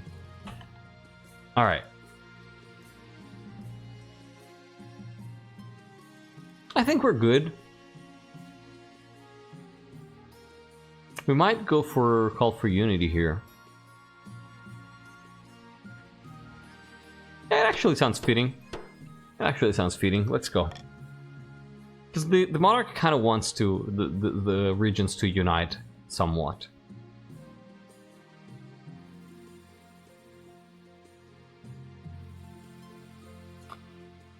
Oh no, we have the bear.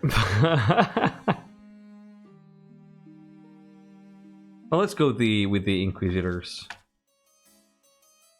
Your Majesty, I have received word back from the Inquisitors you sent east to investigate the claims about Count Cross and his nocturnal activities. I hope for your sake they've got results. We placed Count Cross in heavy iron chains and waited until nightfall. He transformed into a vicious monster, black fur, claws-like size. It broke free and killed a dozen Inquisitors before we subdued it.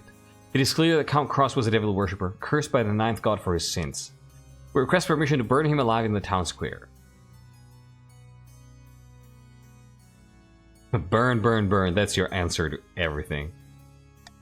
And yeah, the ninth god said that the seventh god shall burn in a hell made for its own torrid flesh, and all who follow it shall burn also. Well, Majesty, the first Monarch gave me a job for perhaps 50 years. Well, you're welcome.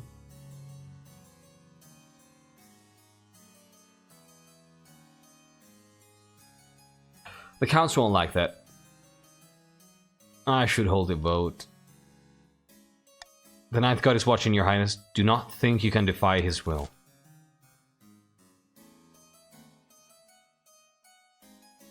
Whopping 2 faith in the kingdom. All set, you welcome. How you doing? Taubenstein, thank you so much for joining. You are... You're a chief. There you are. Nice mustache. Oh my god, the options here. Burn the beast alive in public. Order Count Cross to keep control of his condition. Throw him in the dungeon.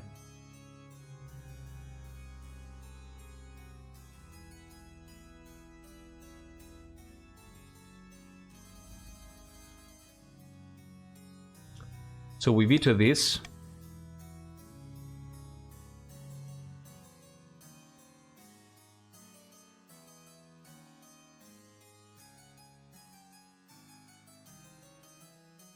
We probably do want to burn him alive.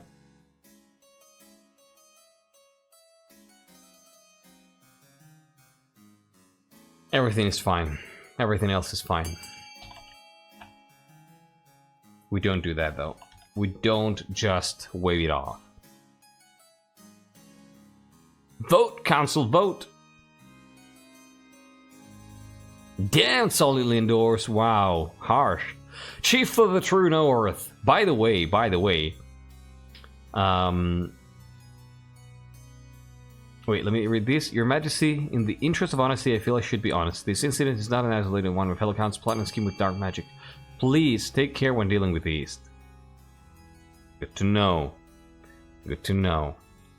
So, Taubenstein, the North in this dynasty was also given back Halbjorn's axe, which was an artifact that was originally possession of old King Harald who unified the kingdom, and that basically symbolized the North's loyalty and submission to the crown. So now the chiefs don't have to be loyal and submissive to the crown anymore. So they can be a bit more independent, or, you know, they have a little bit of a feeling that they can be legitimized to be more independent. We do a little bit of role-playing around here, so in case you want to lean into that, I'm just trying to give you, you know, a hint. Burn them in public. Yeah. Strong symbol of unity for the realm as well. Burning people alive? Of course. We didn't start the fire, it was always burning. Since the world's been turning, we didn't... Nothing gets the peasants going like a good public burning. You hear reports that Count Cross transformed into a monster halfway through. The peasants' belief in the ninth god has been holy shit. Raised to new heights by such an impressive spectacle, while the counts are furious to have been humiliated so publicly. Well, okay.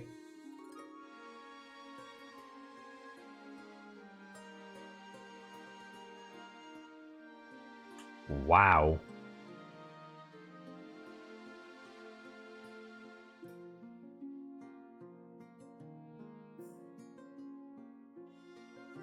Five. That's a big jump. Oh my god. Rejoice, people of the East, we have found faith. Yeah, I think Bassbeard may be one of the very few happy people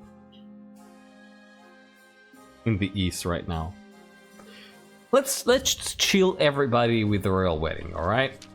Your wedding to Xenia is naturally the talk of the kingdom. For a week and a day, the capital is one giant party.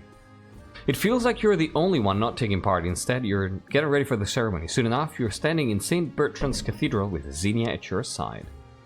500% increase in faith. Yeah. Why was the axe even stolen in the first place? Pretty sure it's just a normal axe that was used by a powerful warrior. More symbolic than anything. I don't know, you gotta ask to the people who stole it. I do. Then I pronounce you married in the eyes of the kingdom. After a wedding, of course, there is a feast, and after the feast, a dance. Your new wife, Xenia, dances so vigorously that she spills wine all over herself. But she's a mess. By the time you find yourself alone with Xenia, it's past midnight, and you've never felt more tired. Good God, I'm so drunk, and yet somehow not drunk enough. More wine. Yeah, I think you've had enough. Bah! You sound just like my mother, but I suppose you're right.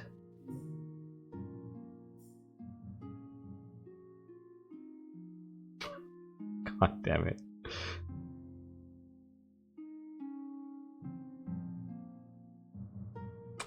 Love her. What did you think of the wedding? Was damn beautiful from start to finish, wasn't it? I had a whale of a time. Yeah, she's fun at a party, you were right. I think we should sleep in separate bed chambers for now. Of course, we're comfortable with the planet having got to know each other better, huh? Oh my god. Why did we marry her? Shiny Corks, welcome back. How you doing, man? Hello, hello, hello. For an Easterner, she's quite lively. True. Word. That's true. Let's go with the bear. Balrog of Moria. Your Majesty, this is an outrage. Count Reaper is trying to steal my bear from under my nose.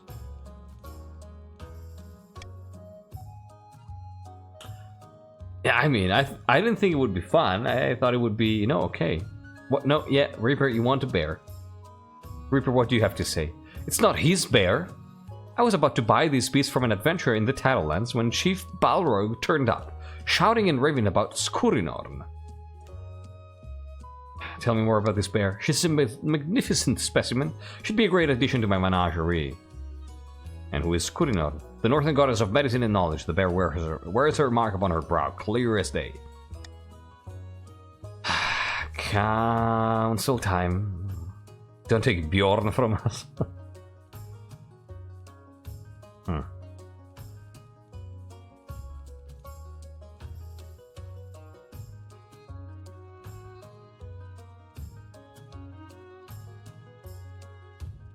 Okay, I'm gonna give you gold to bid. I'm gonna give you gold to bid. You figure it out on your own. Alright? Yeah, you figure it out on your own. Thank you so much for joining, Shiny Course.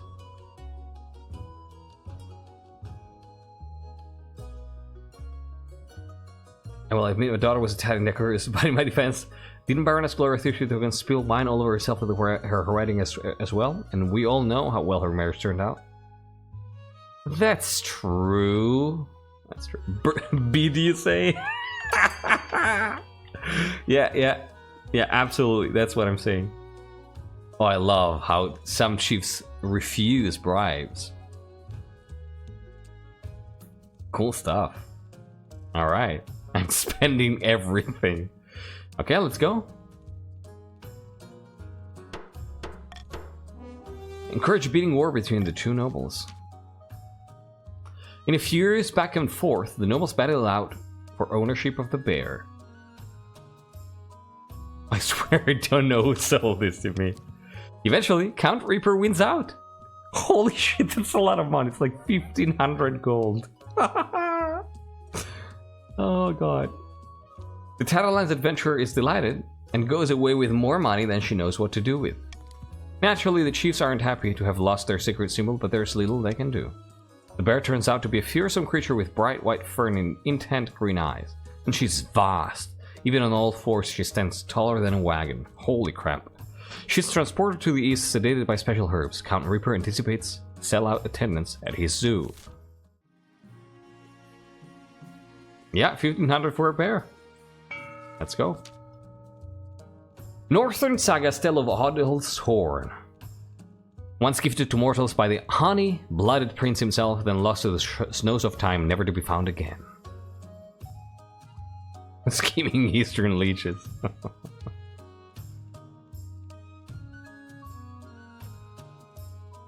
Alright. Until now. By all the gods, can you believe it? This has been the most bountiful spring in living memory. The grass is green, the sun is warm, even our sheep have given birth in record numbers. Kiwi Burb, taking care of the farming department here. Together with one very derby boy. It's the work of Oddheld, my friend. We've spent many months beseeching him, and now he has rewarded us with the means to overthrow the Monarch's regime. Truly? You mean to say he has pointed us to his horn? Ay, but it's far to the north, in the Ice Giant's territory, the frozen wastes. We'll need a hardy force of yours to stand any chance of retrieving it. For the next year, the chief scheme, they must raise their military to 5 or more in 2 seasons. Well, it's done.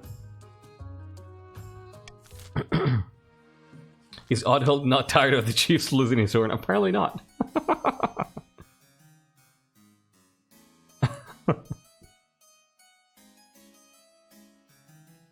5 or more, will they ever manage?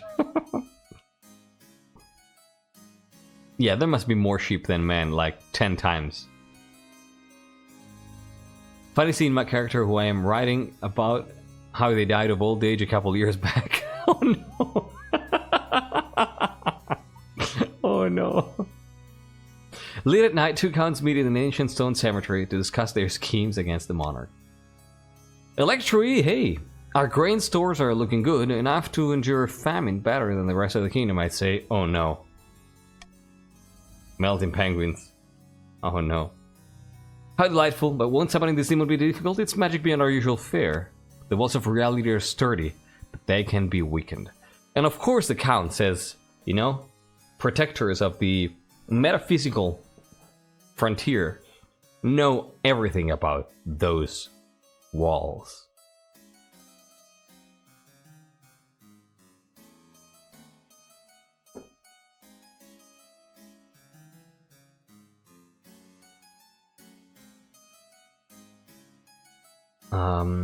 A tide of blood must swallow this kingdom in its wake. Chaos. For the next year of their scheme, the counts must lower stability to 4 or less.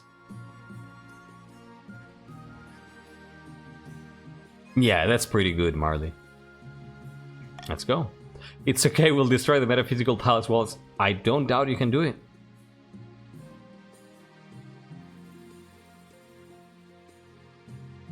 Oh, okay, Electri. Okay. A military proposal, you say?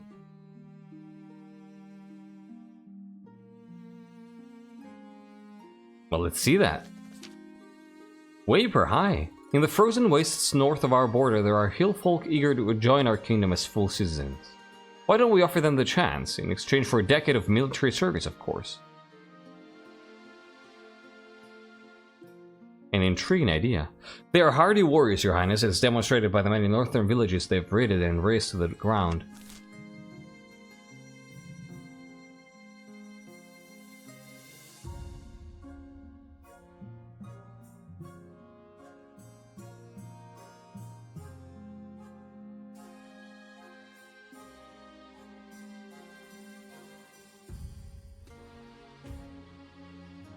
Oh, right. This all increases the...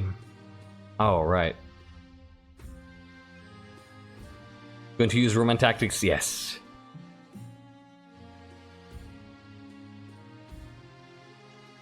Only the cool ones. You think this is the opposite of centralizing the army? I don't know. To me...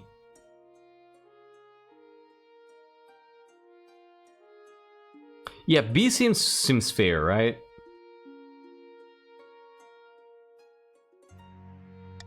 I'm going to go C, and I think we should go B. Like, I'm going to veto C, and I think we should go B.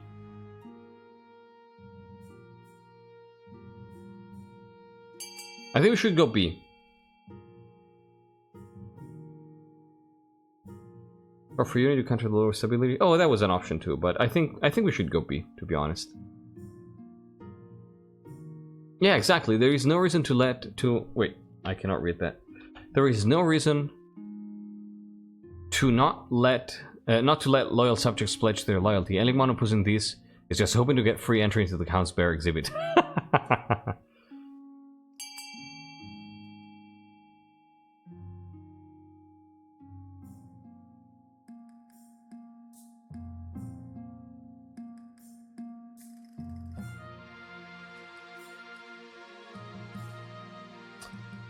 Oh, I think that the centralization happens at the ambition step, not now. Not now. Not now. Like, right now, it's basically... like... the militarily increase are all part of small reforms, if you think about it, right? Like, we added golems, now we're adding foreigners... So it's all tiny steps that the Monarch is taking. Alright, let's go. Like neither of these, of course. Yeah, B is less worse. Offer citizenship, but only to a select few of the best warriors. Such is the way of the council. Everything ends up a watered-down compromise. Still, it's better than not. 100 or so of the best hillfolk warriors sign up to the Northern Army. They're so fierce that even most of the Northerners are scared of them. See, like... I would have said, like, this kind of stuff is what I think is kind of, like, we can play around with it. I think that what happens here is, yeah, they sign up to the Northern Army, but, like, the sign-up form is more like Northern Army / Kingdom Army. It's unclear. I think the paperwork is unclear there.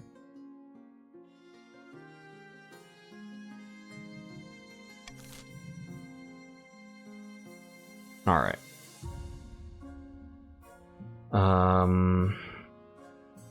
Debt collection. The council session has ended for the day, so you're quite surprised when Chief Pinky Monier corners you in a back passage of your castle just before dusk. Hello, your greatness. Apologies for surprising you like this, but I have an urgent matter that I thought you'd want to hear in private before I go to the council. Your wife, the Queen Consort, how can I put this? She owes me a lot of money. Gambling debts mainly. She borrowed quite a lot from me to recover some lost funds, but now it's time to collect, and she's been avoiding me. Holy shit, 2,000 gold? Yeah, not that Heelfolk can really do paperwork exactly. Oh no. Oh my god. Arrest this fool and throw her in the dungeons.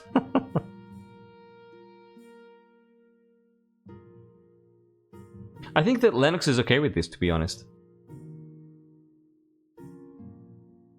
Like, it's the price that they are paying in order to in order to have their rule legitimized.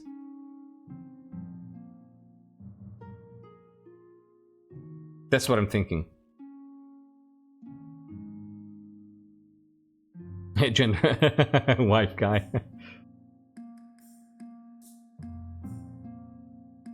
The Kellenberg Tribune reports Inquisition returns with damning evidence as Count Cross burns. More unbearable nonsense in the north as rumors of Skurinorn fall by the wayside as Count Reaper takes the giant beast east. A new spring dawns as the royal wedding fills the rebuilt palace with nobles and dignitaries alike. Monarch Lennox offers citizenship to the greatest of the hillfolk in exchange for military service. Those beyond the northern mountains become citizens for the first time. You wouldn't embarrass your consort, like, by not helping, you mean, right? But yeah, you need to have a very, very long... That's what I meant by... I don't think you can put a stop to this, but yeah. You're welcome to try. I think that Lennox is actually going to give the money. Chief Pikimonia bows deeply. Damn, I think you might be the richest now? No, still Ephra. Many thanks, Many thanks, Your Greatness. I assure you this money will not go to waste. But if you'd permit me a word of advice, you may wish to get a handle on your wife's reckless spending habits. Wouldn't want it to run the kingdom into bankruptcy, would you? With that, she scurries away into the darkness of your corridors. Yeah, I need to have a talk with my wife.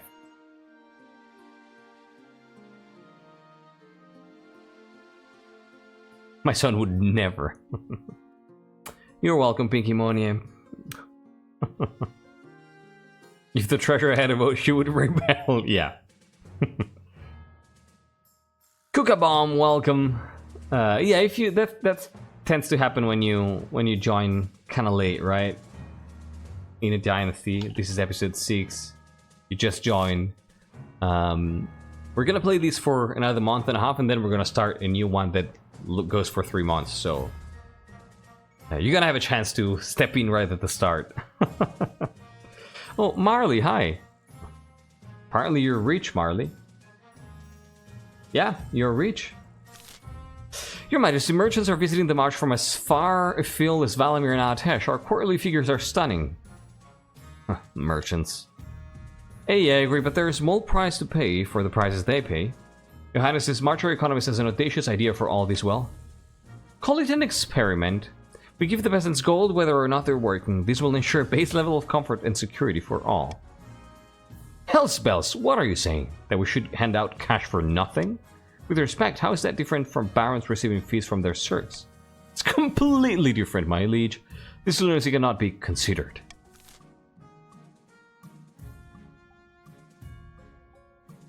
Yeah, sure, so... it's a bit different, right? I am all for this idea. So, what can we do? We can implement this new economic strategy in the March. Encourage merchants to visit other regions across the kingdom too. Demand a one-time extra tax for the barons that can afford it.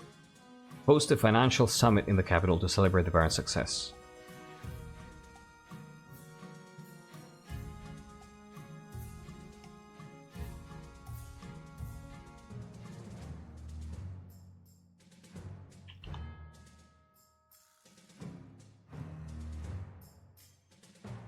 I mean, the monarch gives us cash for nothing, and we do what they want. Maybe it'll help calm down our peasants.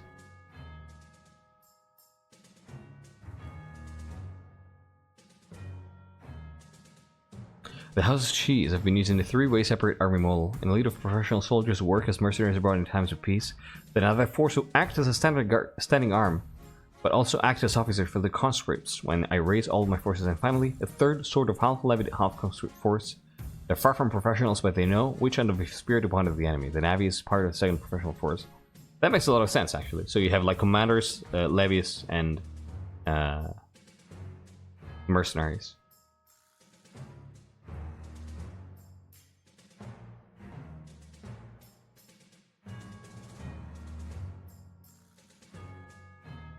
Darth Von Doom, that's really freaking fun.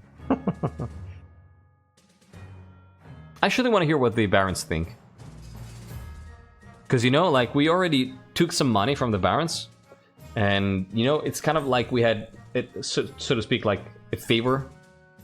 So I think that Lennox wants to hear what the Barons want to do with this.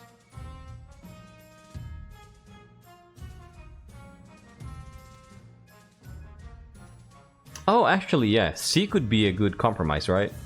Because, like, it softens the blow for you. Golden C... Yeah, Golden C isn't a bad suggestion still. Let's throw a nice party.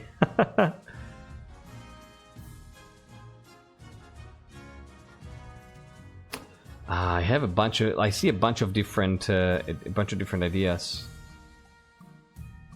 Oh, Thrifty was saying... Golden Sea.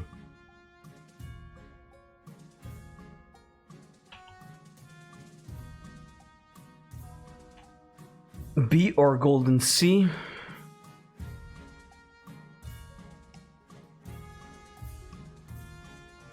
Yeah, you know, D could also be a reasonable thing. Like, that's kind of giving you money back. It's kind of like that.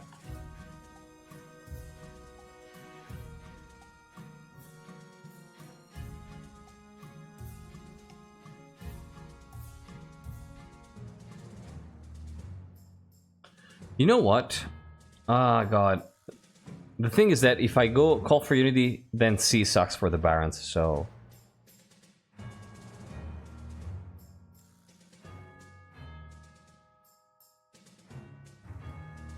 Yeah, you know what? I think I'm gonna go with... Let me see it. Let me look at this one more second. Because this takes money... Oh, this actually gives you money. Yeah. But not as much, right?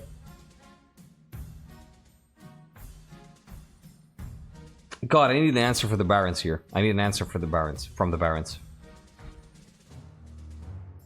You know what? Yeah. Let's just do this. You'll agree on A?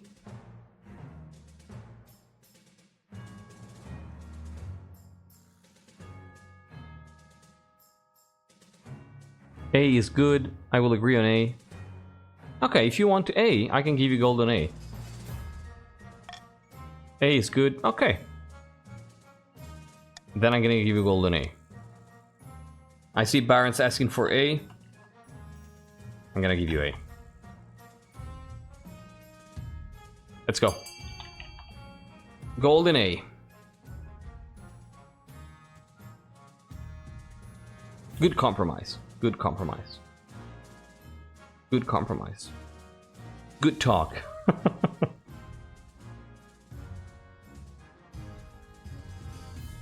Shinewers, of course, refusing the bribe.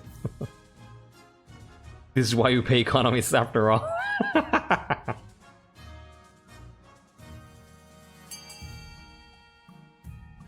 I don't know. Progress has been made. First the Hill Folk, now Universal. I don't know what's in English. What's the name in English, but yeah. Basic income, alright? Is it basic income?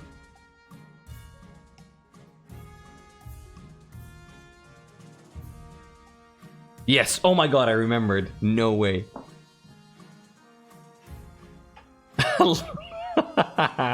Alright. Let's go. I'm gonna count down from 5, 4, 3, 2, 1, and 0. Universal basic income, yes. The age of innovation and reformation has begun. It has. We blew up the palace, remember? Oh my god, many barons are furious. Not only that, but other nobles watch anxiously, worried about these outrageous new strategies spreading elsewhere. Holy shit! But their fears are unfounded. Freed from at least some of the backbreaking worry of how to pay for the next meal, peasants praise the crown and the council. I didn't know it was +3. Universal basic income, yes, okay.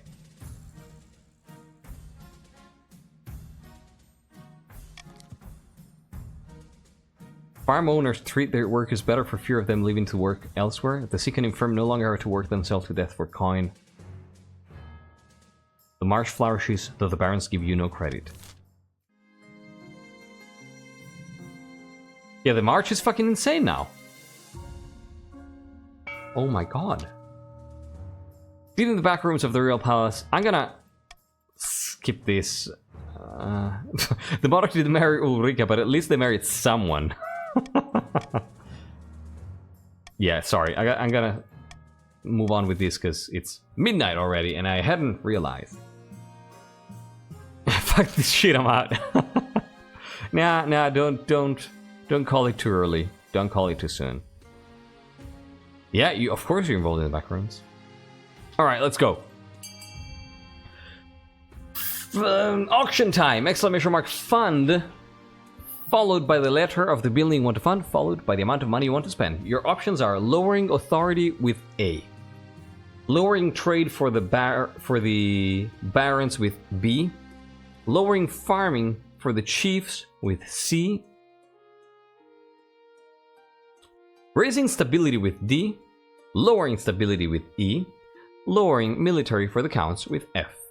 Ever since the Steel Library rose, innovations have risen. That's true. That's true. The barons are powerful. The solution is obvious. Make everyone else just as OP. Agree. I agree. I agree. Alright. 10 seconds left now. 5 seconds. You do the thing. Vote.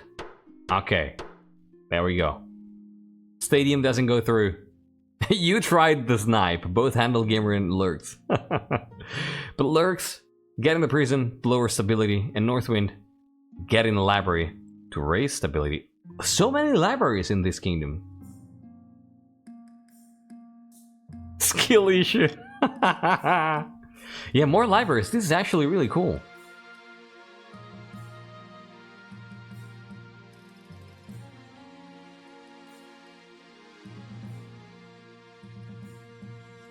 How about your heir? Your Majesty Xenia has grown stale. Yeah, she sucks. She cares more about her stupid card games than your happiness, but spark or no spark, you still need an heir. Congrats are in order. You need an heir.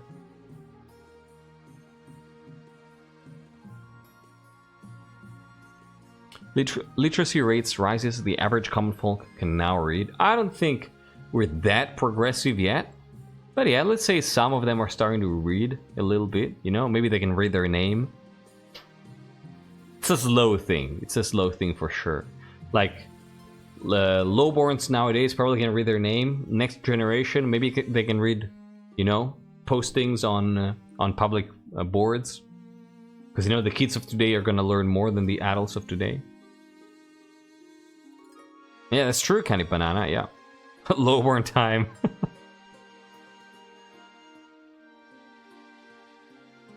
Might want to enroll the heir in the university if we... Yeah, might want to do that. Oh, Lennox has a bastard for sure. I think the printing press is still illegal. I'm not sure, though. So, definitely not a child with that one. Definitely not having a child with that one. Or we might want to have a child with that one. Actually, that's the only way to legitimize this thing, so yeah. We gotta have a child with the... Yeah. We'll have a child together. It sucks, but we'll have a child together. Yeah, I think what Northwind just said about the press. Alright. Your Majesty, I fear our menagerie is failing to thrive. We thought the bear would be the star of the show, but she just sits in her enclosure looking sad. No one wants to see her. Of course she's sad. She's meant to roam the frozen tundra, not being harangued by your bats flying around her head. Actually, we wondered if she'd like some company. Perhaps the Tidelands would yield another bear of her type. Not gonna spend money for that. Hand the bear over to the chiefs instead. Find the bear companion. God. Bring the bear to live in the royal palace. The counts should put on a grand feast for the bear? That doesn't sound bad. At all.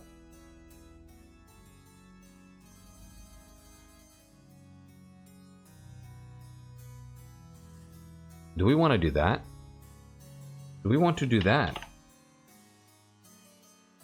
Mr. Metallurgist, welcome, thank you for joining. How are you doing? You are a chief. There you are. Bold. Just like me. How you doing?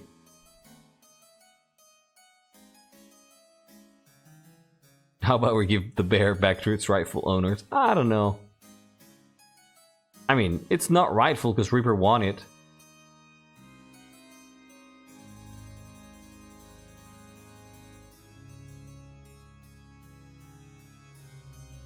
If nothing else. Yeah, that's what we wanted. Fine, bro. Cheers. Awesome. Glad to hear you're doing fine. Oh, Hesperus. How much money do you have? You have 9,400.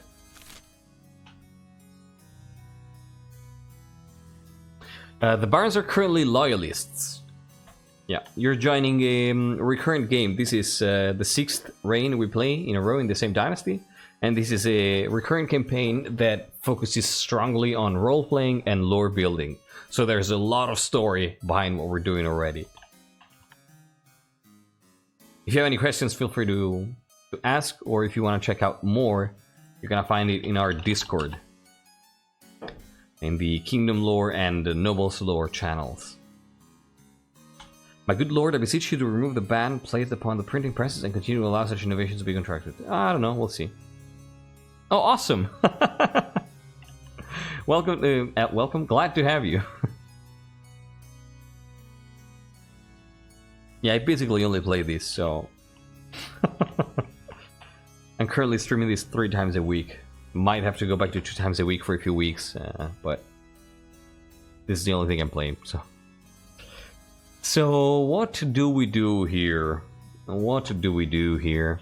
Do we want to spend this money to find the bear companion? I kind of want to... You know what?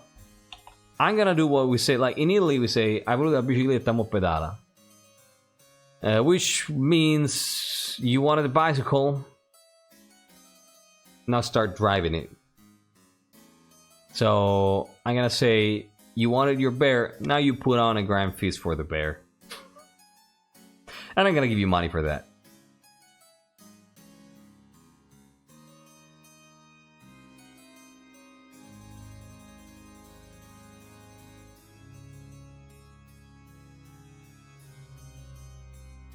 The thing is, though, I don't want the bear, because the bear is proving to be a nuisance, and I don't want a nuisance. Yeah, I'm gonna say that. I'm gonna give you money to put on a banquet.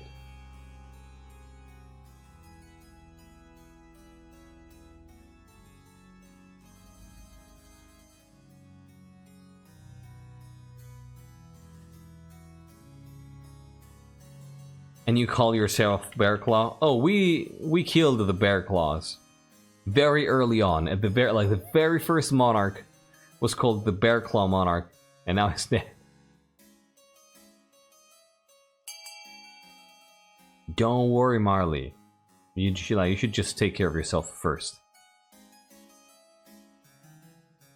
All right, I'm gonna count down from 5, 4. Vote D to get free money. 3, 2, 1, and 0. Alright, let's go. No fucking way, you failed in 85%. Good job. The feast consists of a few mangy goats and a half-eaten wheel of cheese. The bear turns up her nose in disgust, and the menagerie continues to lose money. In desperation, Count Reaper hires a bard to play music for soothing a bear's nerves. Day and night she plays to the bear, whose mood shows little sign of improvement. You are... Reaper, I'm gonna have to give this bear to the north. You know that, right?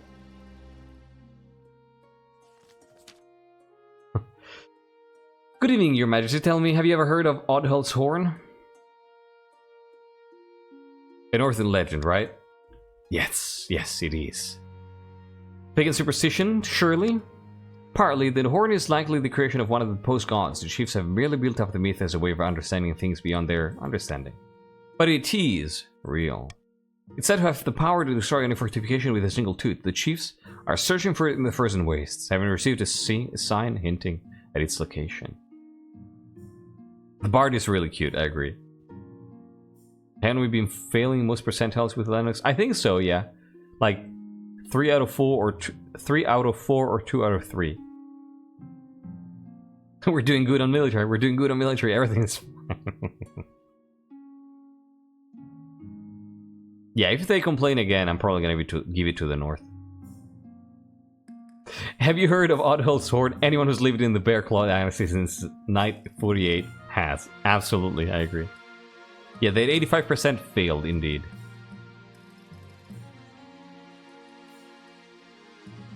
Really now? We're revoking things we own now? Say goodbye to any of your royal knights. Dude, you cannot take care of it. What do you expect? Take better care of your shit.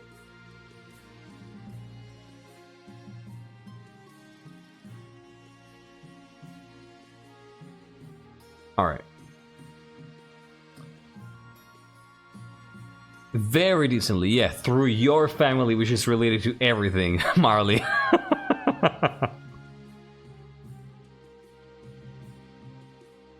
Please, I'm not complaining, I swear by the beyond. I'm tired and sleep deprived because my wastrel daughter has been fucking it up. Am I a bad parent? I can't believe I failed. Nah, it's fine. Don't worry, don't worry. It's all on her. No, seriously. Related to everything. Yeah, I mean, it is. So,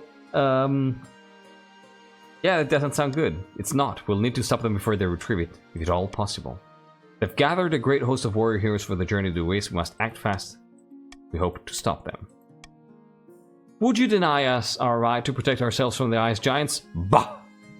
Thank you, Kiwi. We needed that. Thank you.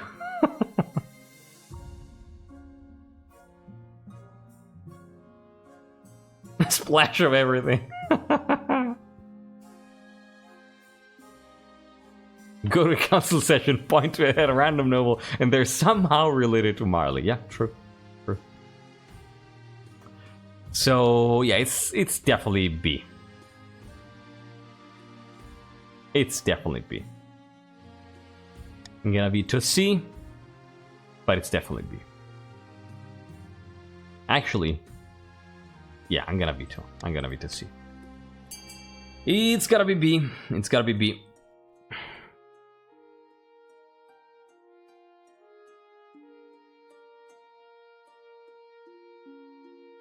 I bought the beast. I'd rather have it slaughtered for its meat and pelt to recoup losses than just give it away for free to some frost walkers. Damn, Reaper! I know not how my family is related to Marley's family, but it probably is. That's the thing. Ah, my poor Beck. Alright. It looks like it's gonna be a B. Let's go. Your ban helps slow the tide of warriors joining the expedition in the north, as Sword of the Mythical or Horn is stifled. It will be some time before the chiefs can set out on their journey north, but the delay is not permanent. Welcome back, Manager Maid. A pair of counts face each other in silence. A code word is exchanged. They speak of their latest schemes.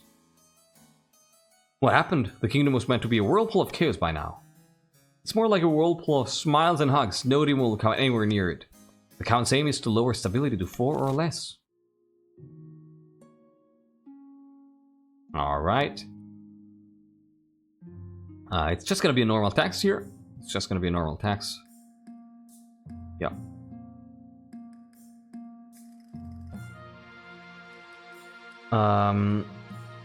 Yeah, this is not the kind of stability I meant, though. Because, like, this doesn't sound like if we get an expense that is 2,000, which is pretty common, we go bankrupt. And also, yeah, no, you convinced me to vote A. Like, I kind of want to give you money back with the other one. So yeah, this one, yeah, I think it's just gonna be common taxes this time around. Like, there was an if. Yeah. Yeah, it was worth a shot. Like, the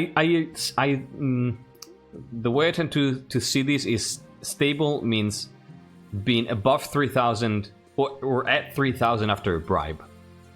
If we, you know, like I don't want to go below 3,000 because there are a lot of expenses that cost 2,000, and if we get one of those and I have to spend that money, we go bankrupt, and that's not good. True politician, a bunch of empty promises. No. That's not true. That's not true.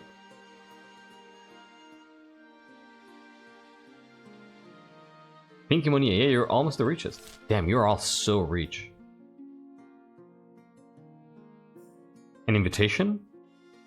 Wait, what invitation is this? Rough Justice? I don't think I've ever seen this.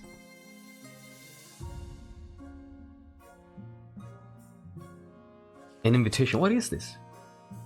Ah, Lennox, my heart, I have proposition for you. I'm heading to a Split tournament in a few months. It's one of the foremost in all the kingdom. Wanna join me? Is Split a game that I don't know about? It's very suspicious. All right, I'll find this in the council.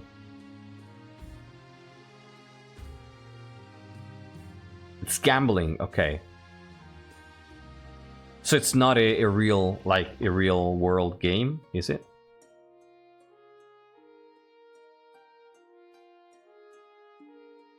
Doesn't the church frown on gambling? Oh, the church frowns on a lot of things. It's perfectly legal, I can assure you that. Mostly.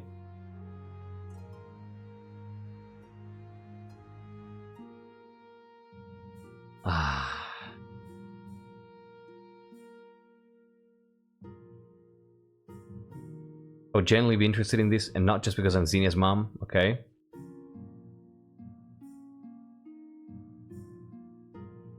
Why my Steam customization is not showing here? Might be because your account is not linked. I've never actually seen this event. I see.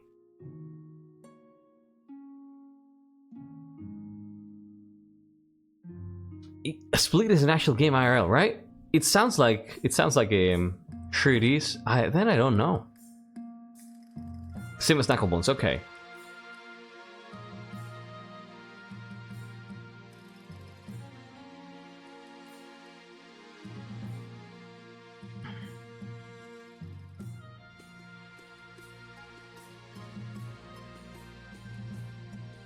A cursed count? Wait, what?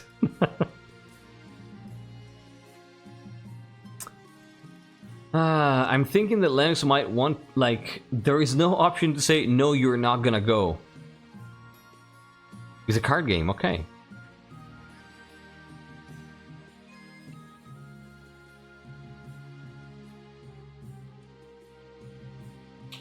God, does Lennox want to... No, Lennox doesn't want to go. Isn't for me, sorry. Bah, you're missing out, but I can't force you. I suppose you're very busy being Monarch and all that. Yeah, I just don't like you, alright? I just don't like you. Even Xenia says bah. Sorry, Darth.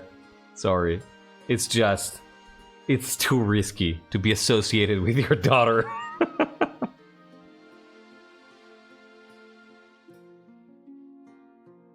Let's do some rough justice here. Your Highness, our bear ate the bard who was meant to be entertaining her. Tough crowd.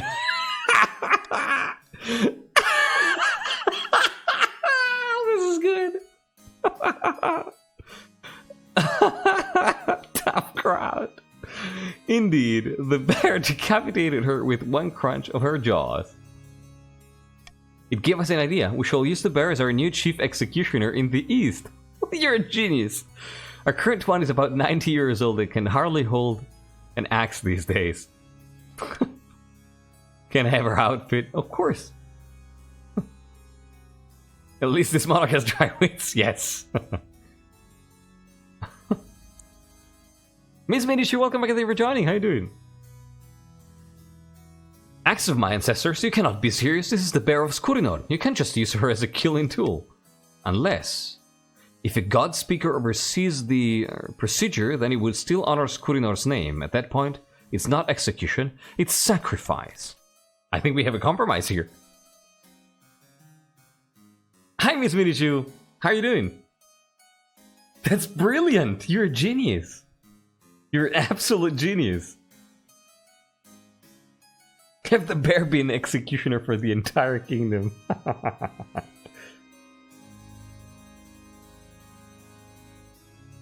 Yeah. I'm gonna give you money for that. I'm gonna give you money to do that. Absolutely. Yeah. I'm even gonna give you money for that. This is beautiful.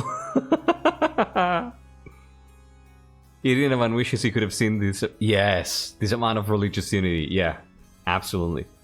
And Vaspier, of course, being the only ninthist in the kingdom, voting against this. This is a horrible idea. No, we shouldn't do this. Yeah, Irinavan would cry with joy at this kingdom. I mean, yeah, no, probably not. Oh, who is this heretic? Miss Minichu? I see you. I spotted you. This is so great. Nah, you're not gonna be in danger. It's okay. Second Amendment of the Kingdom. Right to bear arms. That's a method of execution. Yeah, that's you. You and your heretic heart. Alright, let's go. The God Speaker prepared the prisoners before the bear consumes them. That's fantastic. The chiefs send God Speakers to commune with the bear in her eastern enclosure. They prepare herbs and foul-smelling concoctions for the prisoners to swallow before they're sent to the chop. Worship of Skurnorn starts to spread across the east, carefully kept secret from the priests of the Nine. Peasants flock from far across the land to watch the hideous spectacle of the bear efficiently eating her way through a series of prisoners. Crying quickly goes down. So sorry, Vasper. The complex laws regulating the honey trade actually start being followed for once. No one wants to risk being the bear's next meal. God, the writers of this game are absolute geniuses. This is incredible. This is so genius.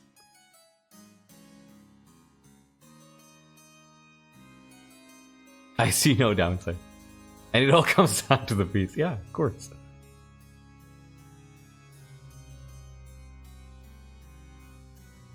This is fantastic. This is fantastic. Barely a dancing trade. Your Majesty, the Barons of the Marsh have invited you to the Justin tournament. How delightfully rustic.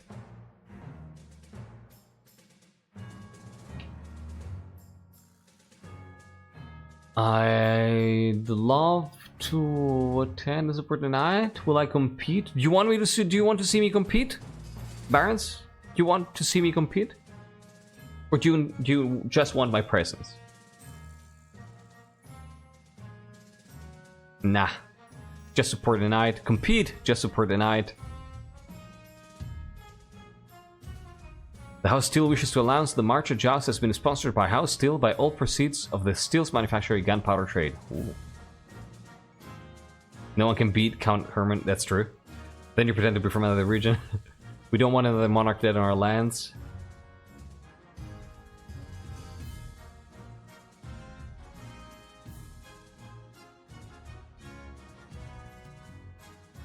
Competing, right?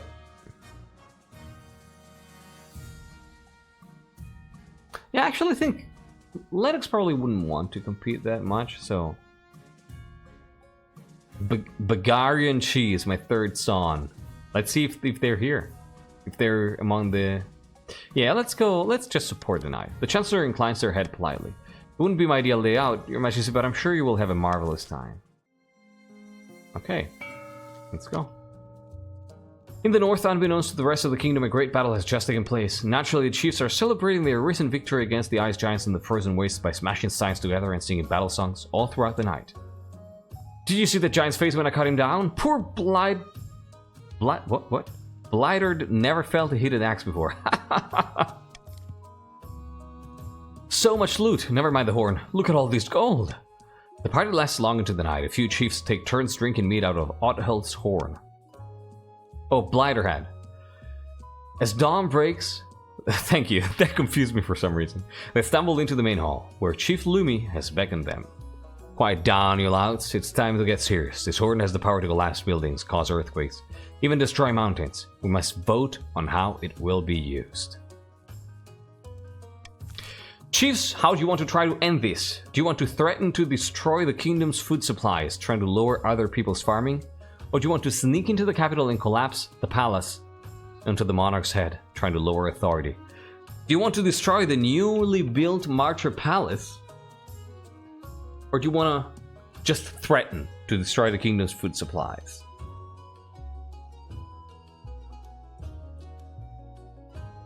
Yeah, agree, Dragon Pit.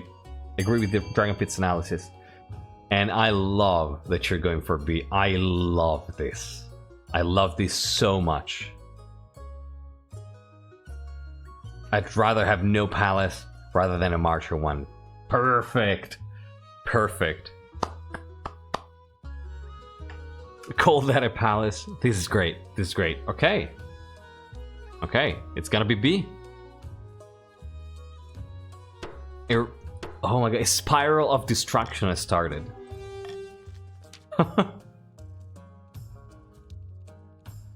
It's job security. A bit too sneaky for my liking, but it'll get the job done. We'd best make sure that security is lax enough for us to sneak in. I'm sure we can convince the monarch to relax a few restrictions here and there, for the good of the realm, of course. But at the final stage of their scheme, the chiefs must lower authority to 5 or less. Alright.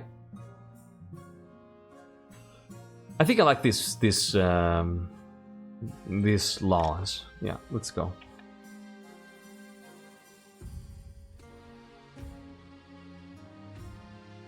Alright, the favorite competitor. The barons have assembled upon a jousting field, watching from tall stands. The place is buzzing with excitement. Welcome one and all, we have a most thrilling guest today.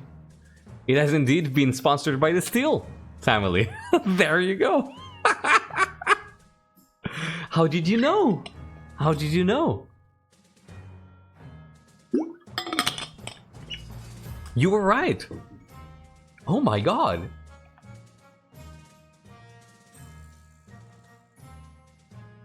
That's incredible. Murmurs rise from the crowd along with scattered applause. Your Majesty, the highest ranked knights of the tournament are applying for your favor. First is Baron Knife Master the Cunning, who won every bout last year. Some claim that he cheated, but surely they're just jealous. Second is Baron Dragonpit. No one thought he would succeed this year, but he obviously trained hard. People are calling him the underdog. The game just read chat. Doesn't that happen more often than it should? Yeah, sometimes you just gotta call your shot, true. Last is Countess Manager Maid, the interloper, a surprise foreign contestant, but she qualified nonetheless. So, Your Majesty, who will you favor?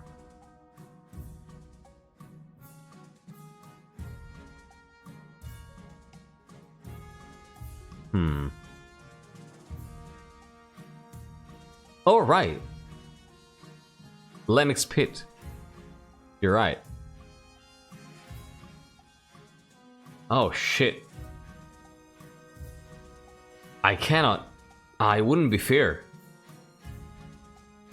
Because, like, I am from the Dragon Pit family as well. So, I shouldn't go for Dragon Pit. Because otherwise, if they win, people will say that it's only because they're from my family. So, I gotta go for Knife Master. Yeah. You beckon him forward and affix the ribbon to his chest. The crowd cheers as he rides to the starting post. Hell yeah! Don't disappoint me, Knife Master. Do not dare disappoint me. Clap politely. Knife Master bows once more and the bout begins. Countess Manager Maid is his first opponent. Their horses stamp as the two jousters glare at each other across the field. Have at you! Okay, the jousters gallop towards each other. Knife Master's lance catches Manager Maid in the shoulder, but does not unseat her. But she is weakened. On Knife Master's next charge, he hits Manager Maid right in the chest. The horse stumbles, then throws her into a heap in the dust. Knife Master wins today, claims a hefty cash prize, and is on track to win the entire Justin Championships. Good job! Good job, Knife Master. I bet on the right person. Your favor brought luck. Good one. Good tournament. Yeah, good show. Good stuff. I like it. Let's take a look at the visitors. Candied Banana. Your Majesty, I simply can't stand it any longer. I need you to do something. Whatever is the matter. I have filthy peasants scrabbling all over my newly built library, pulling at candlesticks, knocking over bookshelves. They've heard legends of buried treasure beneath the site. Total nonsense, of course. I need you to keep these greedy treasure grubbers off my land. Actually, these rumors might not be nonsense. After conquering the north, King Harald the Great is said to have buried a huge stash of stolen loot. I mean, spoils of war in the area. What are you suggesting? We could search for the treasure ourselves, send a team of diggers to take the place apart, brick by brick, and dig deep into the foundations. May the next joust be just as good? Agree. Agree. Dragon Pit was such an underdog that didn't show up.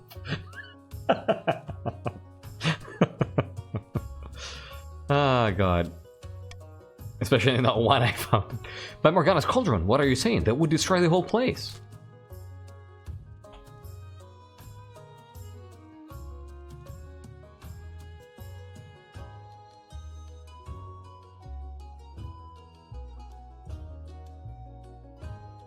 Nah.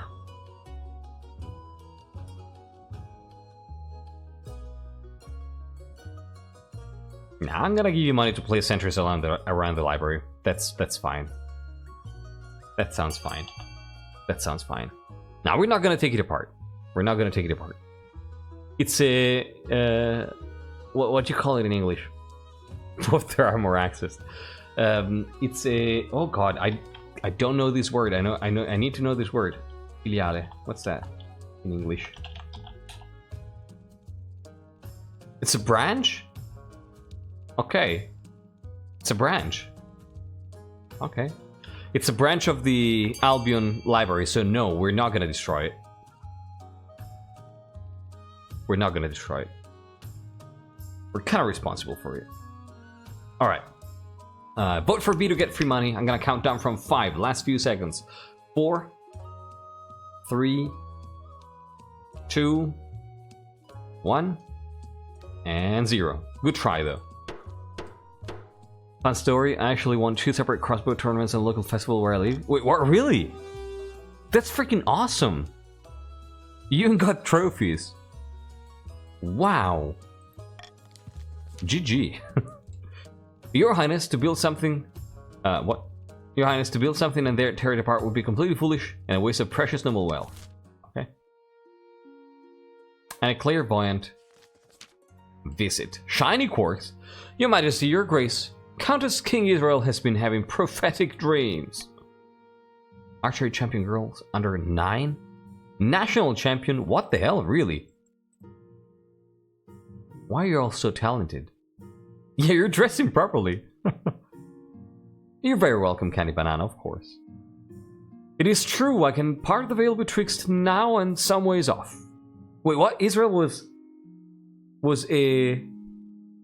having visions last time as well?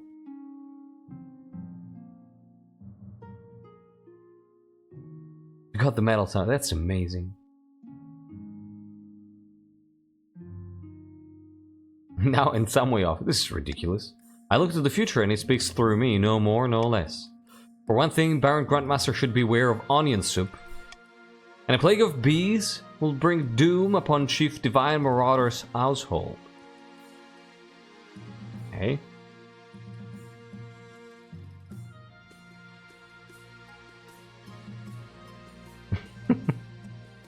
One can read the future in the reflections of her bold head.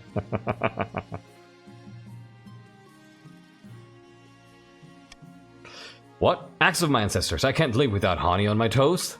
You look cool, Divine Marauder, by the way. Please, Your Highness, have her foretell the future for the Council. We could gain insight into great mysteries.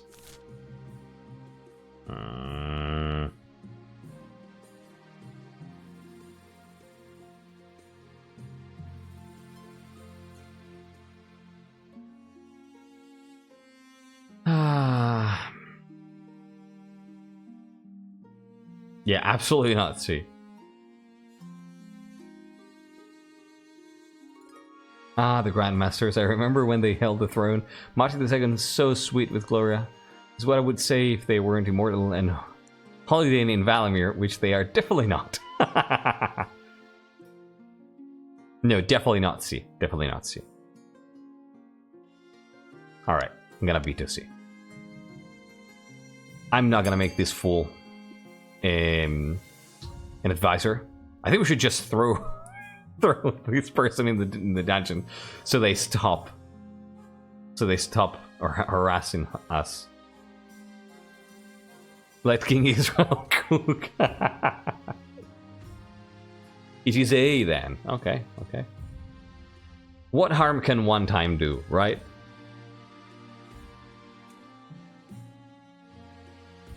Alright, it looks like it's gonna be A. Let's go. One vision every so often won't hurt. Yeah, that's true. That's true. Let's see if it won't hurt. Wow, you really want to A. Okay. Countess King Israel spreads a dark velvet cloth onto the floor, sits cross-legged, and closes her eyes. After a moment's silence, she gasps. Grim tidings, Your Highness. Let me gather myself so I may understand what lies ahead. Your Grace, I'm sorry. I foresee dread and scarcity, unrest, darkness and misery. Beware, beware. Oh no, I'm so sorry, Your Highness. I'm sure this is all a trick. Come on, get out of here. Count Shinycorp's hauls her away. They raised voices fade down the hallway.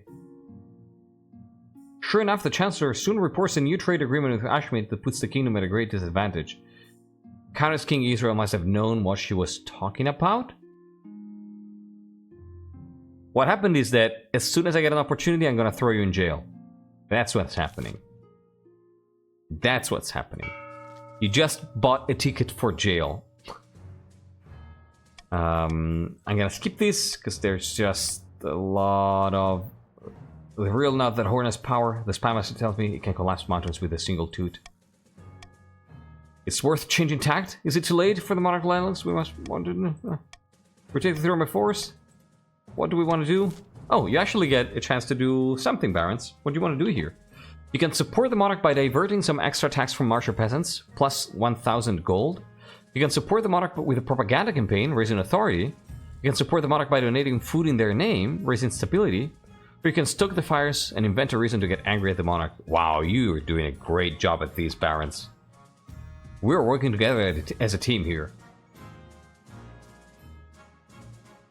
Yeah, this is the vote version.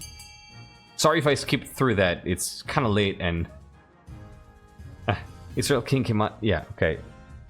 Came out of her decade-long sleep to foretell her visions again. All she does is tell us the future. She doesn't decide it.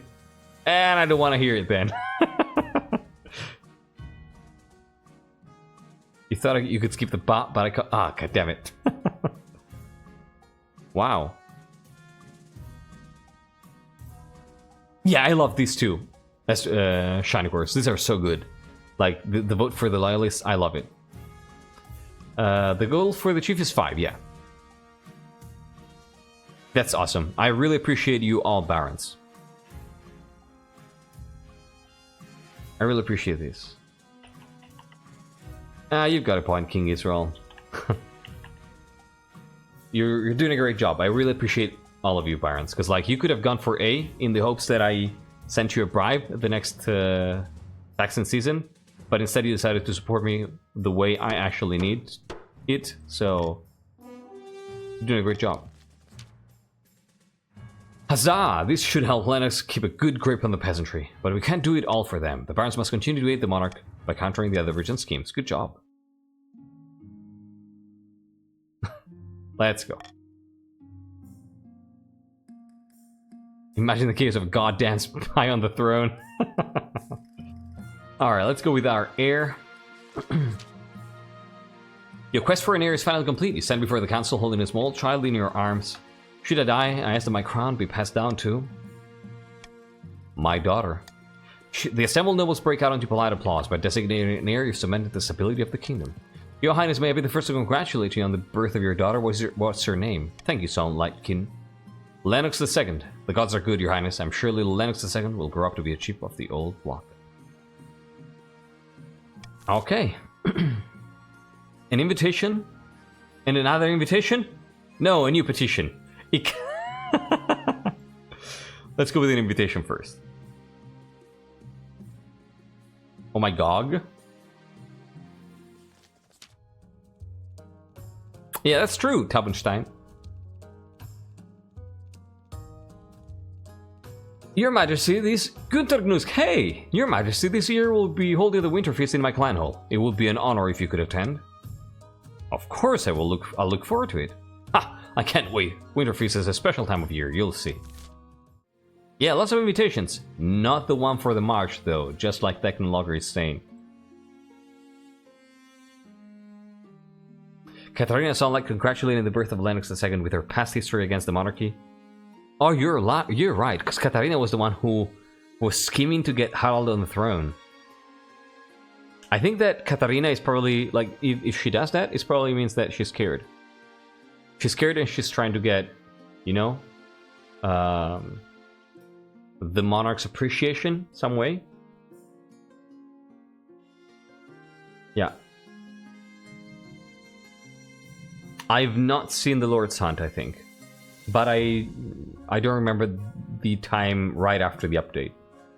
But since the Technologer told me, I paid attention to it and I've never seen it.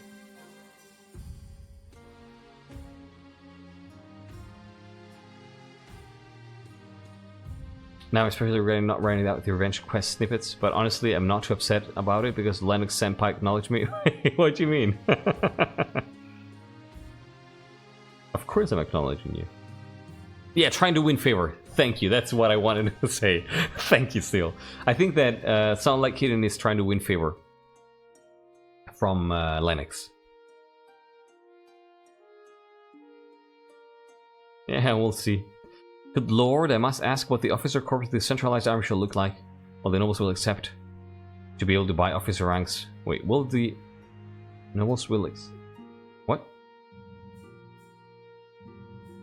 Be able to buy officer ranks like old as a just a policy any soldier cable would be able to make it front. Oh yeah, I think a little bit of both. I think a little bit of both, but we'd probably start with the nobles being, you know, a little bit ahead, but then kind of like Prussia style, if you know what I mean.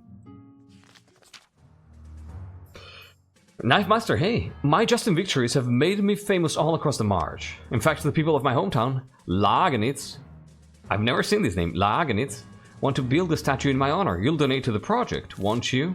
Ah, God. It's a lot of money.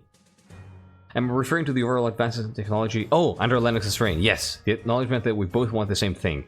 Strengthening the kingdom and boosting Viagolum, and also the arranged marriage. Yes. Yes. Absolutely. Yeah. Agree. What? We have two 100% options? Holy shit.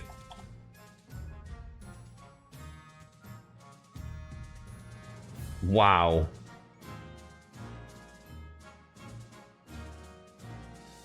Dude, I cannot build you a statue.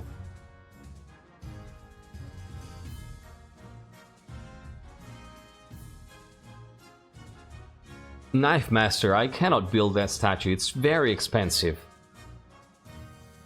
Are you okay training martial troops instead?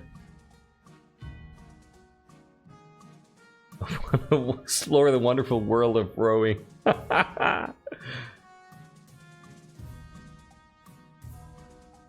actually would like to, like, if Knife Master is here, I would like to hear their opinion. I'm gonna give Knife Master like 20 seconds to show up. Rowing would train us to evacuate the kingdom in boats when Lennox inevitably becomes a tyrant. Knife Master, if you're here, this is the time to speak. Your destiny is being decided. Can't even build your own champion a statue? For shame. I mean, that's too much favor. Alright, 20 seconds have gone. I'm gonna give you money to put him to put him to work. Yep. There you go. I mean, you're good at fighting. You should show that by training better warriors, you know?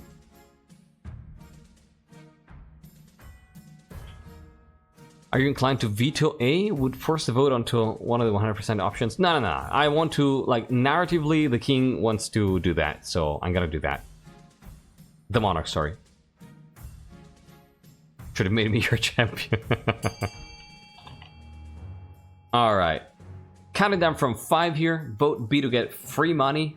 4, 3, 2, 1, and 0. Some barons are disappointed, but Baron Knifemaster thrives in brushing up the Monarch's military. How useful Justin will be in pitched battles remains to be seen. It's fine. It's probably gonna be useful against the Ashmead. Auction time, everybody! Auction time! As a Conte, I'm somewhat bound to support the elite, forming their lesser. That makes a lot of sense, actually. But a small update for the 5 region mod. Should I just send it over to you on Discord? Oh, absolutely! Awesome, Shiny Course. Yes, thank you. And if you don't mind, like, I'm really curious to know what the update is. You can just type that, like, you can, if you can give me a short description in the message on Discord, that would be amazing. Oh, I'm so excited. Thank you. All right, auction time. Let's go. Exclamation mark, fund, followed by the letter of the bill you want to fund, followed by the amount of money you want to spend. It's a really silly one. It doesn't do much yet. Don't expect anything. Oh, it's still. I'm excited. Wait, let me do this. Your options are lowering farming for the barons with A, raising stability with B, lowering authority with C, lowering trade for the chiefs with D, raising military for the counts with E, and lowering stability with F. Consider your options here. Do you want to try to win, you know, trying to lower stability with F, or do you want to build up your strength with E for the next reign, for instance, counts? Consider what you want to do. 10 seconds left. And 5 seconds left. But yeah, congrats on getting a little further ahead, Shiny Quirks. I'm really excited. Oh, good attempt at the snipe there. Good attempt. I'm really excited. Alright. Pinky Monier and a bunch of other chiefs, probably, lowering authority, building a theater, and Northwind and others raising stability to 10 with another library. No way, all these freaking libraries. Yeah. Yeah, we're building libraries. So we do ambition first, because it's the non-decisive one. Golden Age of Education, yeah. Don't you have enough books? At the start of your reign, you said you wanted to be a conqueror. You look like you plan to live up those words. The kingdom's army is stronger than ever before. Well done, your majesty. But to shut down the noble scheming for good, we need to build on that reputation. Our advisors have some ideas. We should crush these disloyal nobles, take command of their armies, and force them to submit. Or if you're looking to unite the nobles rather than smash them, you could declare war on the Ashmead Empire. They'll forget their schemes if you win. It's absolutely going to be centralization. Absolutely.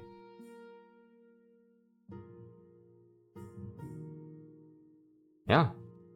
Yeah, right? This is an interesting... I love how it's shaping up. Like, all these libraries been built. It's... Yeah, it probably kind of circumvents the idea of the printing press. And it reinforces the idea of this being an era of innovation. So yeah, it's definitely going to be centralization here.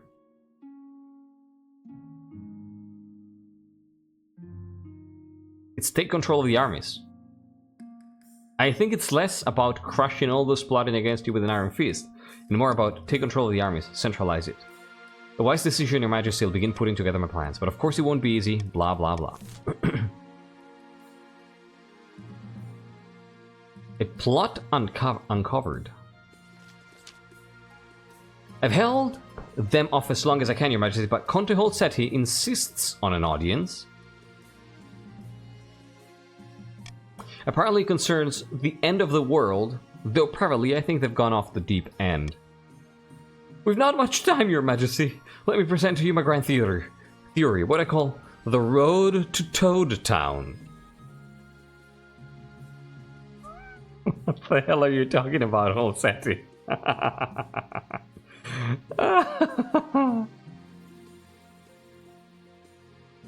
Nice mustache, though.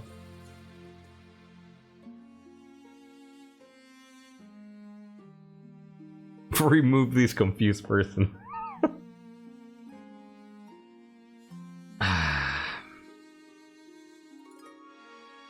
Maybe they leaked too many toads. Can I just remove this confused person? Do you mind? Yeah, right? Do you mind if I remove the road to Toad Town? I don't think I want to hear anything about it. You mind? We don't. Okay. Letting cook.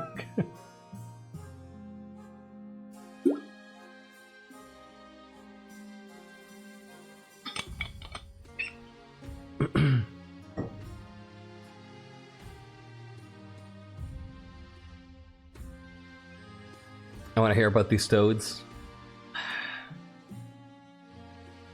Okay, let's hear it. First off, the fact you blew up the palace? Manufactured spectacle meant to distract and confuse. What? But I saw through it immediately. Okay.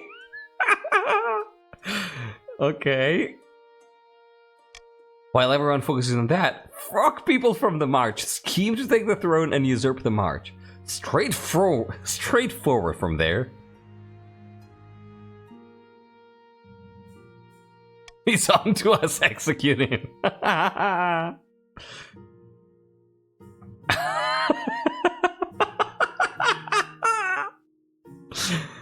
frog people, led by Baron Sabine, manipulate the kingdom's trade, farming, military, and even faith to achieve their nefarious goals. What are those goals? Tell me more. Tell me more.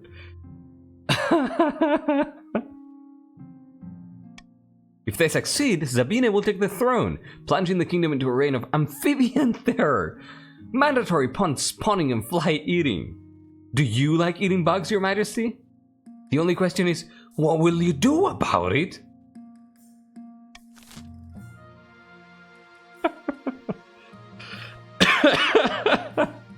Do absolutely nothing.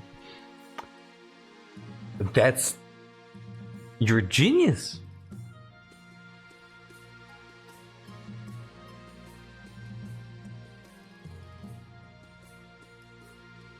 I love how they pick the only loyalist claimant. Yes! We need to investigate? Listen, I'm gonna give you gold to arrest this fool. Alright?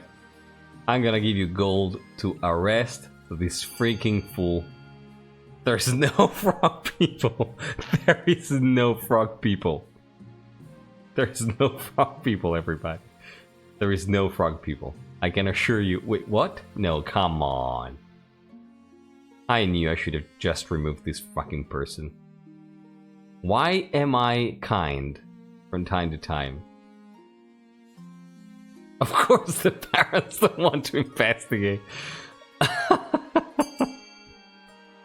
God damn it. Please. Please. Thank you, Darth Vadoom. I appreciate that. Holseti, you have missed the best apparition you could have ever made on this stream. Go back a few minutes and watch it. Like, go back 5 minutes and watch it.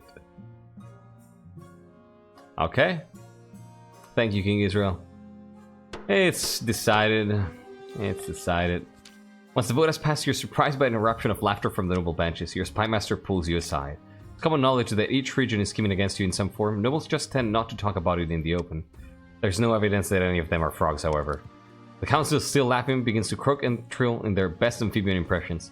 It's not your proudest moment as Monarch. There's nothing to investigate!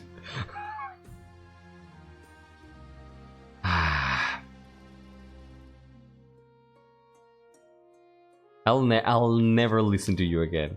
I'll never listen to you again. That's what the frogs want you to think.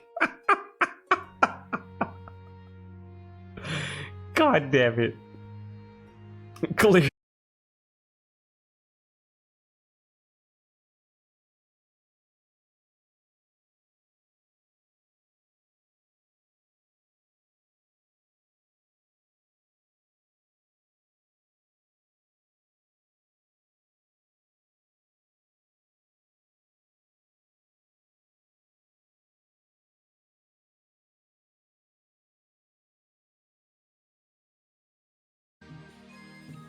All right.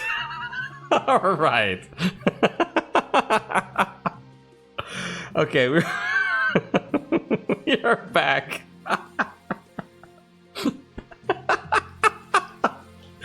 Welcome back, everybody. I'm absolutely not a frog. Sorry. I'm absolutely not a frog. I'm absolutely not a frog. We're good. We're good. No. I swear I'm not a frog. I'm not a frog.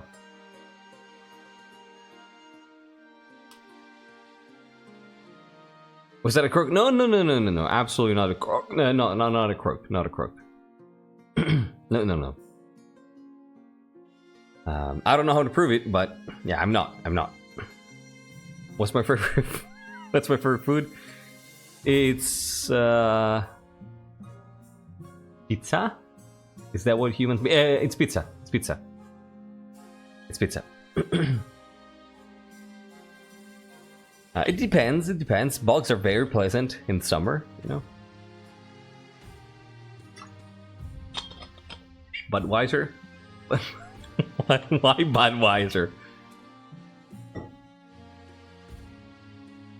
Pond lilies. Very comfortable, is what I would say.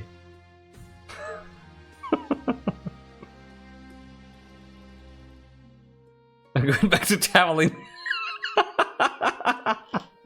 Thank you, Lurs. Thank you. That was needed. Oh, it's an old Super Bowl commercial. Okay. I thought I was missing something. Reaper, that's not fair. That is not fair at all. Oh god. Oh, don't worry. The thing is gonna fix itself. The thing is gonna fix itself.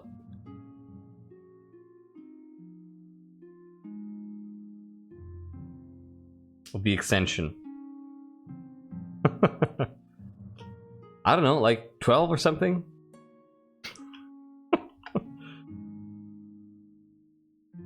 Alright. No, don't worry.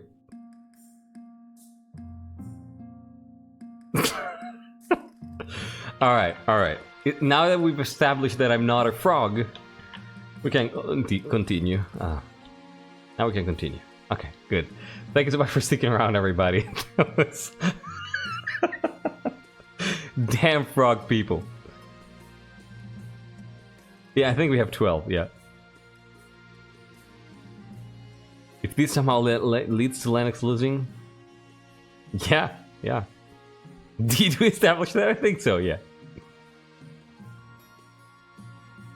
I think we did. I think we have established it. Yes. Don't worry, the extension is gonna fix itself. You're already in the game still. Like, everybody's still in the game, see? Like, you're here, everybody's in the game. But every time there's a crash in the internet, the session takes a few minutes to... several minutes to fix itself. But you can still vote, you can still do anything. Glor would be offended at your damning of their people. Nah, don't worry. Your Majesty, 2 barons are on their way home from an epic hunt and seek shelter for the night. In exchange, they're willing to give you a rare trophy and provide meat for an extravagant feast. If you so wish. Who am I to say no? Who am I to say no? Alright? Tell me more about these barons. Their names are Miss Minichu, the Heretic, and Maidenless. As for this particular hunt, it's an ancient marcher tradition. Something about trekking to all four corners of the kingdom to claim a bounty from the great animal spirits.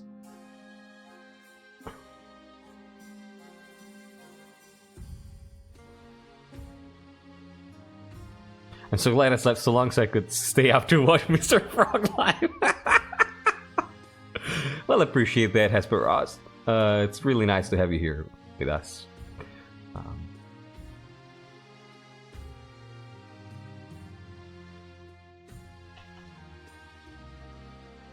It's gonna be fine for spoilery reasons? Okay. I mean... Who am I to say no? Bring them in and set the tables. The table is set for a delectable feast, though your wife doesn't join. You enjoy the company of the two barons while the storm rages outside. The meat they provide is said to come from their latest kill, Hortusk, an ancient boar the size of a castle. You're not sure you believe their story, but it certainly tastes better than anything you've had for a long time. Every bold person is a frog, confirmed. Awesome, Shiny Gorse. I gotta check it out later. Thank you. I'm so curious to see it. But yeah, Xenia, I mean, we don't like Xenia. But later that night, you hear strange noises coming from their quarters, like a pig squealing and snorting. What else is that they bring in here? I'm going to absolutely investigate the noise. You creep down the corridors and push open the door. The former barons stand before you, transformed into hideous porcine beasts that stand on two legs, with snouts, tusks, and floppy pink ears. Your Majesty! Don't look at us! What in the devil is wrong with... Wait, what? Guards? Oh, God.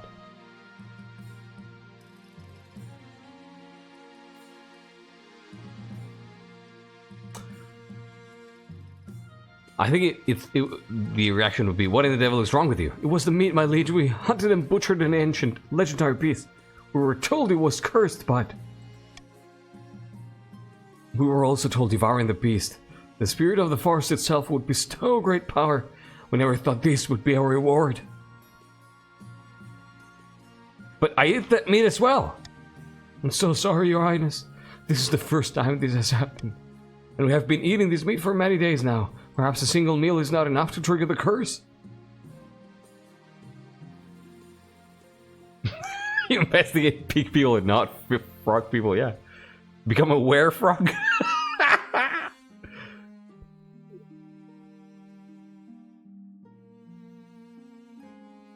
Yeah, they're not frogs.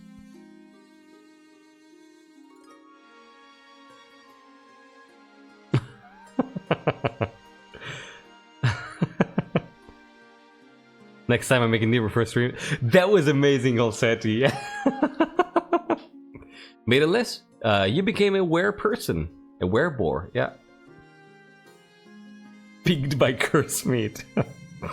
Today I learned pigs are not frogs. Who would have thought, right? The more you know. The barons are animals, not just not the kind of animals you thought. I won't tell anyone, but you have to leave right now. You hurry the barons through one of the hidden passages. They go without a word, not want to argue with your decision. Once outside, you bid them farewell. With as much sincerity as their hideous faces can muster, they vow to repay your kindness. Well, I hope you're... yeah. I need money here. I need freaking money. I need money. We're cockatoo. It's a bit in between, kind of banana.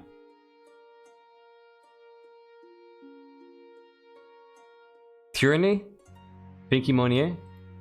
Is this tyranny, Pinky Monnier? Does this count as tyranny? Really?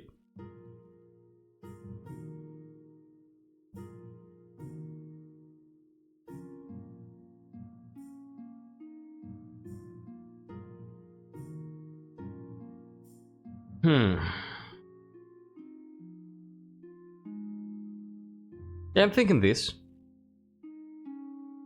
Like, the barons, I took money from them, I don't want to do it again. And,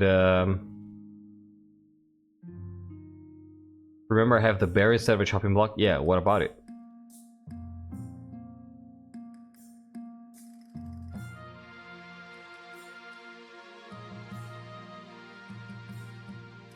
Yeah.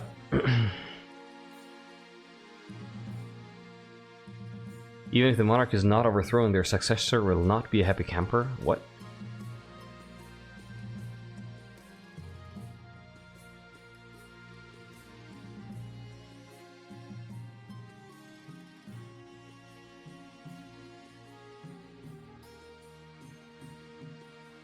Yeah, I think we're gonna do these.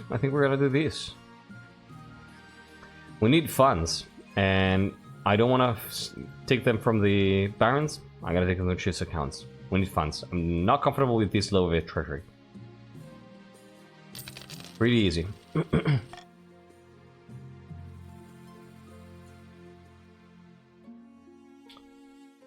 So, let's do Winter Feast first. After weeks of leading your baggage train along perilous mountain roads, you finally arrive at the snow-swept clan hall of Chief Gunterknus. The hall is crammed with all the chiefs of the north, sitting cheek to cheek along tables groaning under the weight of food and ale. Welcome, your majesty, to my humble hall. Take a seat, grab a drink. It is customary at Winter Feast to exchange gifts with the hosts. What did you bring? I was trying to say that Xenia, being the new monarch's mom, would give them all the mommy issues. Oh, shit. Might have a point. Actually, I don't know how much Lennox would allow, you know, the mother to take part in the education of the daughter. Which brings all its, you know, a whole other set of complications and problems, but... yeah.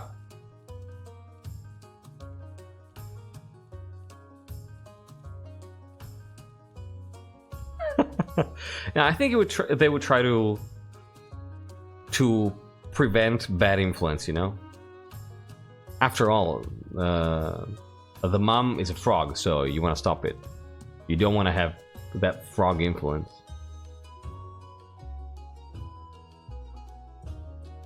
I feel for you.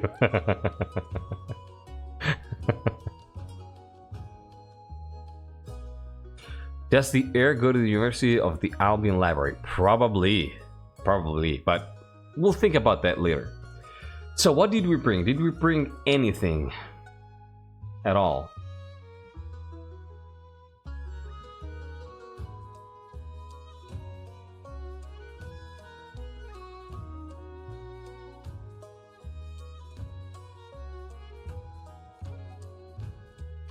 Oh god, the axe would be so good.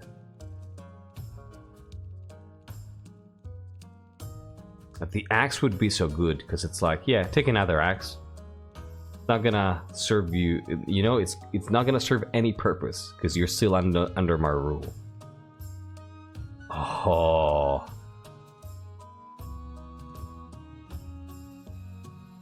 Imagine if they divorce. No, that's just being an asshole. Yeah, I think it's gonna be the axe. Because of those reasons. Because of that reason, you know? It's like, oh, you got your axe back? Here's another one. Do you want another one? Here's another one. You can have another 100. But I'm still the one who rules. Yep. There you go. What extraordinary craftsmanship. Useless as a flagon full of seawater, of course, but it certainly looks pretty. I'll make sure all the chiefs know of your generosity. After that, the feast lasts long into the night. The fires roar, the bards sing songs of the old days, and a lake of ale is consumed. A couple of hours in, you are... I'm a baron, extremely drunk. The chiefs appreciate how much you're getting into the spirit of things. They roar with laughter at your mumbled jokes. Someone claps you on the shoulder so hard your crown falls into your beer. At Winter Feast draws on and the snow piles up outside the doors, the mood in the hall turns raucous. Your memory is blotchy, but you distinctly recall... Yeah, exactly, we show them that the axe means nothing.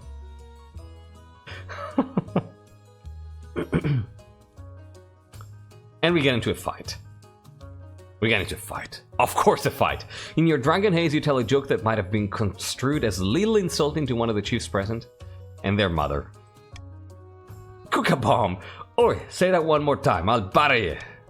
The chief is so drunk you're not so sure they realize you're the monarch, or perhaps they're just too far gone to care. Accept the challenge, of course. The whole clan hall grows hushed as you stand up and ball your hands into fists. Then with a roar, they surround you both and begin chanting, "Fight! Fight! Fight!" Can I hear that? Can I hear that? Can I hear that? Can I hear that? Clan hall? Chanting, please? There you go. There you go. Fight! Fight! Ba ba ba. And we are... Are we gonna fight honorably here? We are. Let's do this. 5% win. Best monarch ever. Nope. Nope, absolutely not. You throw the first punch and Cook-a-Bomb absorbs it with a grunt. Then they punch you back and everything goes dark. But that's to be expected. That's to be expected. We are a baron. Barons are good as a, you know, as an army, not as warriors. Weak frog muscles. You are revived by a splash of cold water. The chiefs are clapping you on the back, congratulating you on for fighting honorably, even if you did lose. The next morning, the chiefs are scattered around the hall, groaning and nursing their hangovers. You wake up in an even worse state, sprawled onto a table, your clothing disheveled. Even worse, your crown is missing. Fortunately, Chief Kuntagnus comes to your rescue. He gets you washed and finds your crown before any rumors can spread. Thank you, Chief Kuntagnus. Hiding your embarrassment, you bid farewell to the chiefs and begin the long, perilous journey back to the capital. I'm probably barf a bunch of times over the way back. This is great. This is great. Thank you, chiefs. Thank you. That was great entertainment. That was pretty good. And I go back home. And I go back home to fevered dreams. Crown is covered in vomit, yeah. Surprised they didn't win by blinding their opponent? Right? Yeah. Yeah. I thought about it. But then I felt peer pressure. Fevered dreams.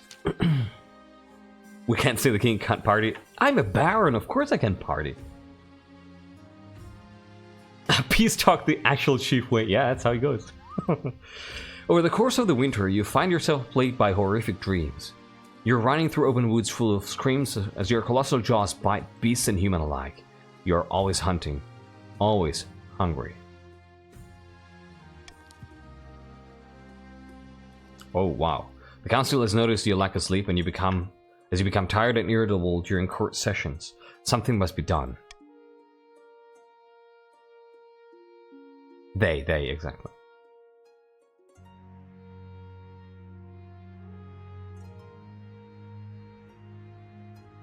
Yeah, find a local physician to help you sleep.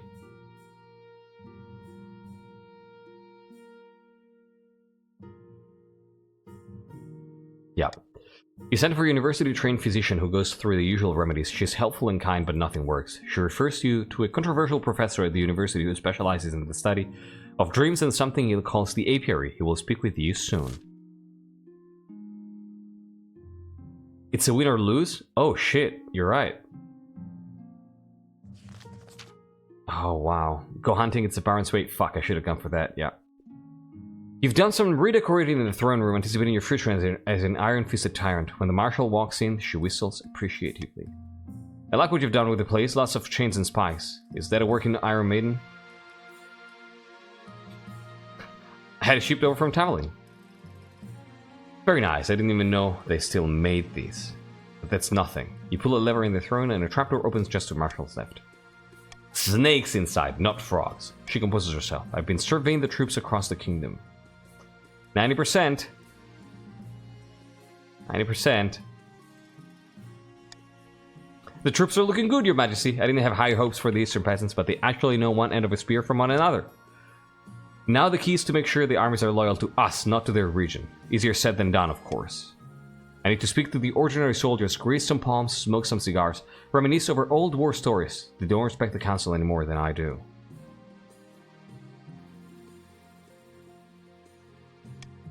But at the end of the day, Your Majesty, it'll come down to how much they respect you. That evening, she rides out to meet with the kingdom's soldiers and get the lay of the land. It's 50%. Come on, please. Yes! Oh my god! Oh my god, yes! I deserve this! I deserve this! Yes! Fuck you, frog people! Fuck you, frog people! Bastard! Oh god. Oh god. Oh god, I was so scared that the frog people would make me lose. Oh god. Thank the 9th. When she returns, the marshal punches you in the arm so hard you almost puke. What? Fuck you, frog people. Oh god. Now that I say this, by the way, there's something that I wanted to mention earlier. In case you want to support and you can't do it monetarily, being here is the best thing you can do, of course. But making clips is another great way to support the channel, because then I can reuse them and publish them, you know? So, if you're here and you see something and you think, okay, this would make for a good clip, please consider doing that, because that helps a lot. Fuck you, frog people.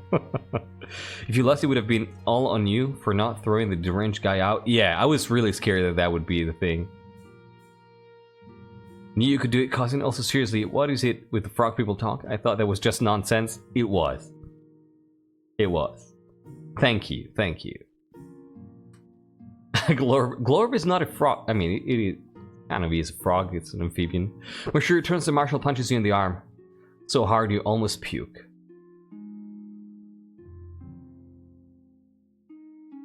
Is that good? The troops are with us. They're fed up with the council passing all these namby-pamby so-called laws. It's time for an iron fist to punch the kingdom back into shape.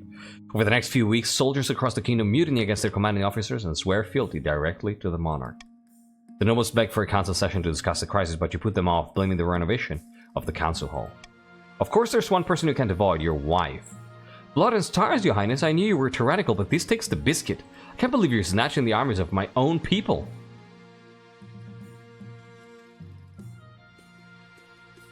They're not your people anymore. They're more my people than you are. Lennox the tolerant of new ideas. My good lord, I ask thee to be appointed as commander of the new Royal Engineer Corps. Done. I'm not deranged. You are, all said. Yeah, I'm sorry. Congrats, Your Majesty. I know it hasn't gone quite as well as we'd hoped, but I hope you and your successor can enjoy cordial relations with my family, aside from certain individuals, that is. Child, control yourself. We gave you this throne, and we can't just as easily take it away. They're more my people than you are. She walks out without another word. Ah, well, she'll learn. They'll all learn. Long last, yeah, after this, she won't see her child anymore. At long last, after your shirt, like, after this, Lennox just kicks her to the east. That's what happens. That's what happens. Go back to the east. You have achieved your purpose. You've given me an heir. Now go back to the east. At long last, after you're sure the armies of the kingdom are in the palm of your hand, you allow the next council session to go ahead. And that's only because she's been very, very, very, like that thing she said. It's really freaking offensive. Oh, they are your family? Okay, then go with your family. Go with your people. I can take care of my family. Yeah, love loses this time. The final council session. The marshal stands at your right hand, flanked by a garrison of the city watch. Your honor guard flanks you on the other side, ready for anything. The nobles file in one by one. Is that an Iron Maiden? Most of them are looking nervous, but Count Astrinovska II just looks angry. Astrinovska, are you here? Your recent conduct has been outrageous, Your Grace.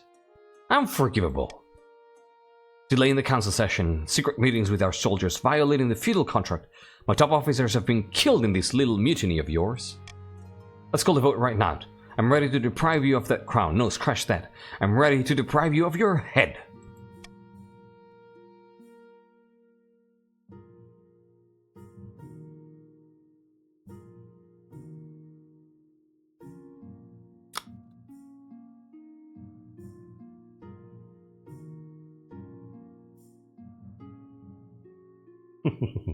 Let's make it Astrinovska the third.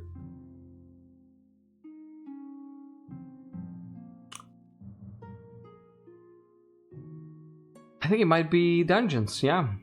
I think it might be the dungeon.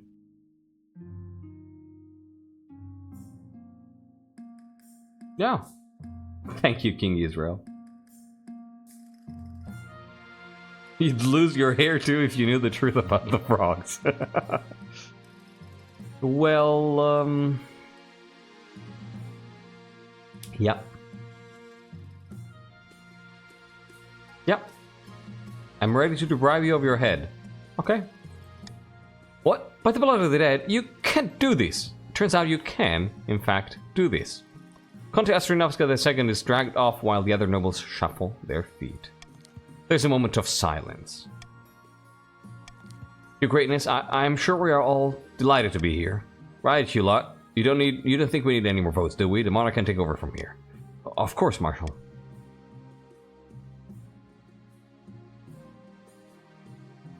You don't need to scare them, Marshal. She wouldn't do anything so disrespectful as rolling her eyes, but she folds her arms huffily. As you say, Your Majesty. As the nobles shuffle out with their tails between their legs, you let out a joyful laugh.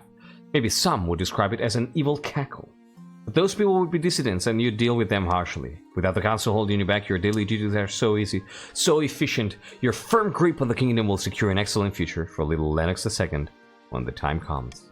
Your reign of terror is here, but your future has only just begun. Good game, everybody. GG. GG. This was a good one. Wow. This was a good one. I'm really enjoying where this dynasty is going. Holy crap. Good game. Yes, exactly, Dragonfleet, yeah. The barons celebrated their victory, and Lennox was venerated as a true hero of the march, but some whispered that the barons were losing control of their puppet as the monarch consolidated their power around their heir, Princess Lennox II. Yeah, and the horn lost again. It was very close, though. It was very close.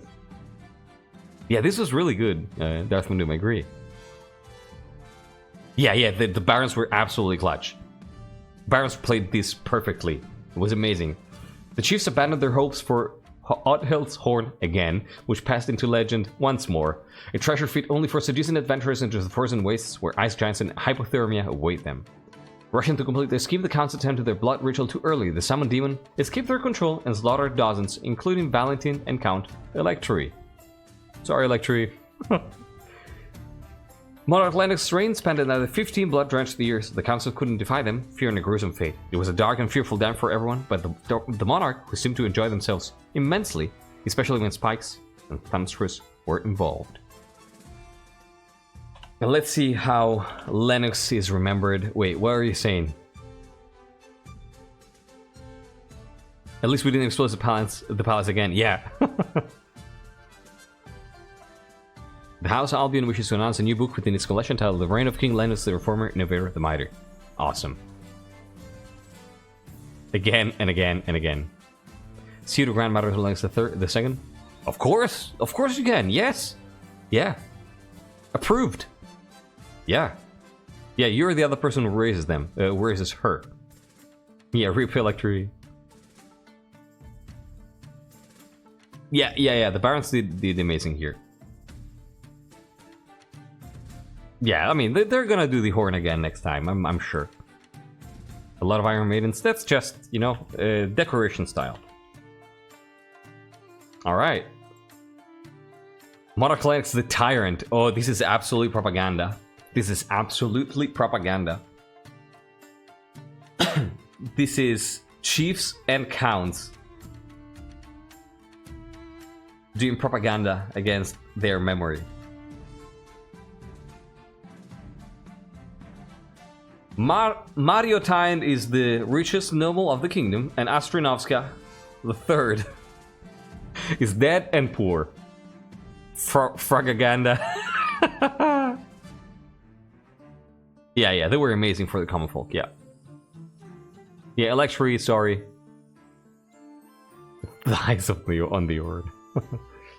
Yeah, Mario is absolutely rich. I don't know why. The Croaking King! Oh my god.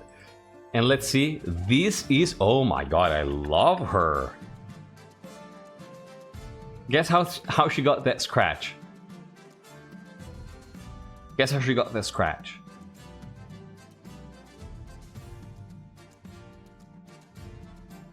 Her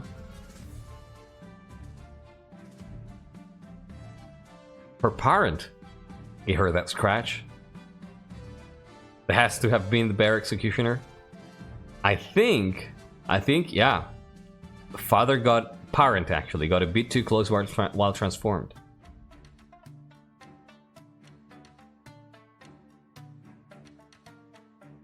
Yeah, from her parent during werebeast form. Or are those gills? No. Frog bite. No.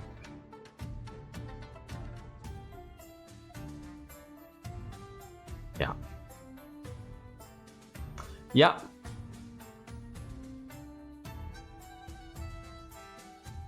Oh god, I can't believe I'm crushing on my in-game fictional descendant. She's pretty cool. She's pretty cool. I really like her. Yeah. Yeah. Bonk. She's my cousin's bastard granddaughter. Alright, so this is Queen Lennox II. And I honestly cannot wait to play her.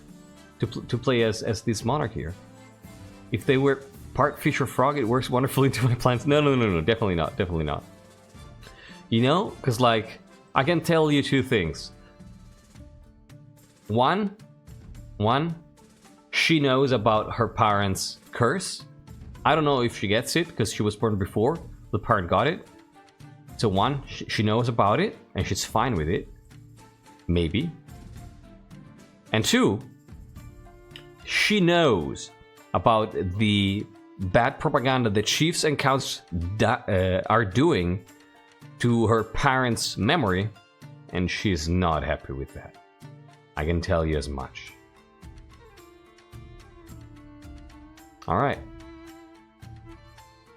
Alright. This is going to be it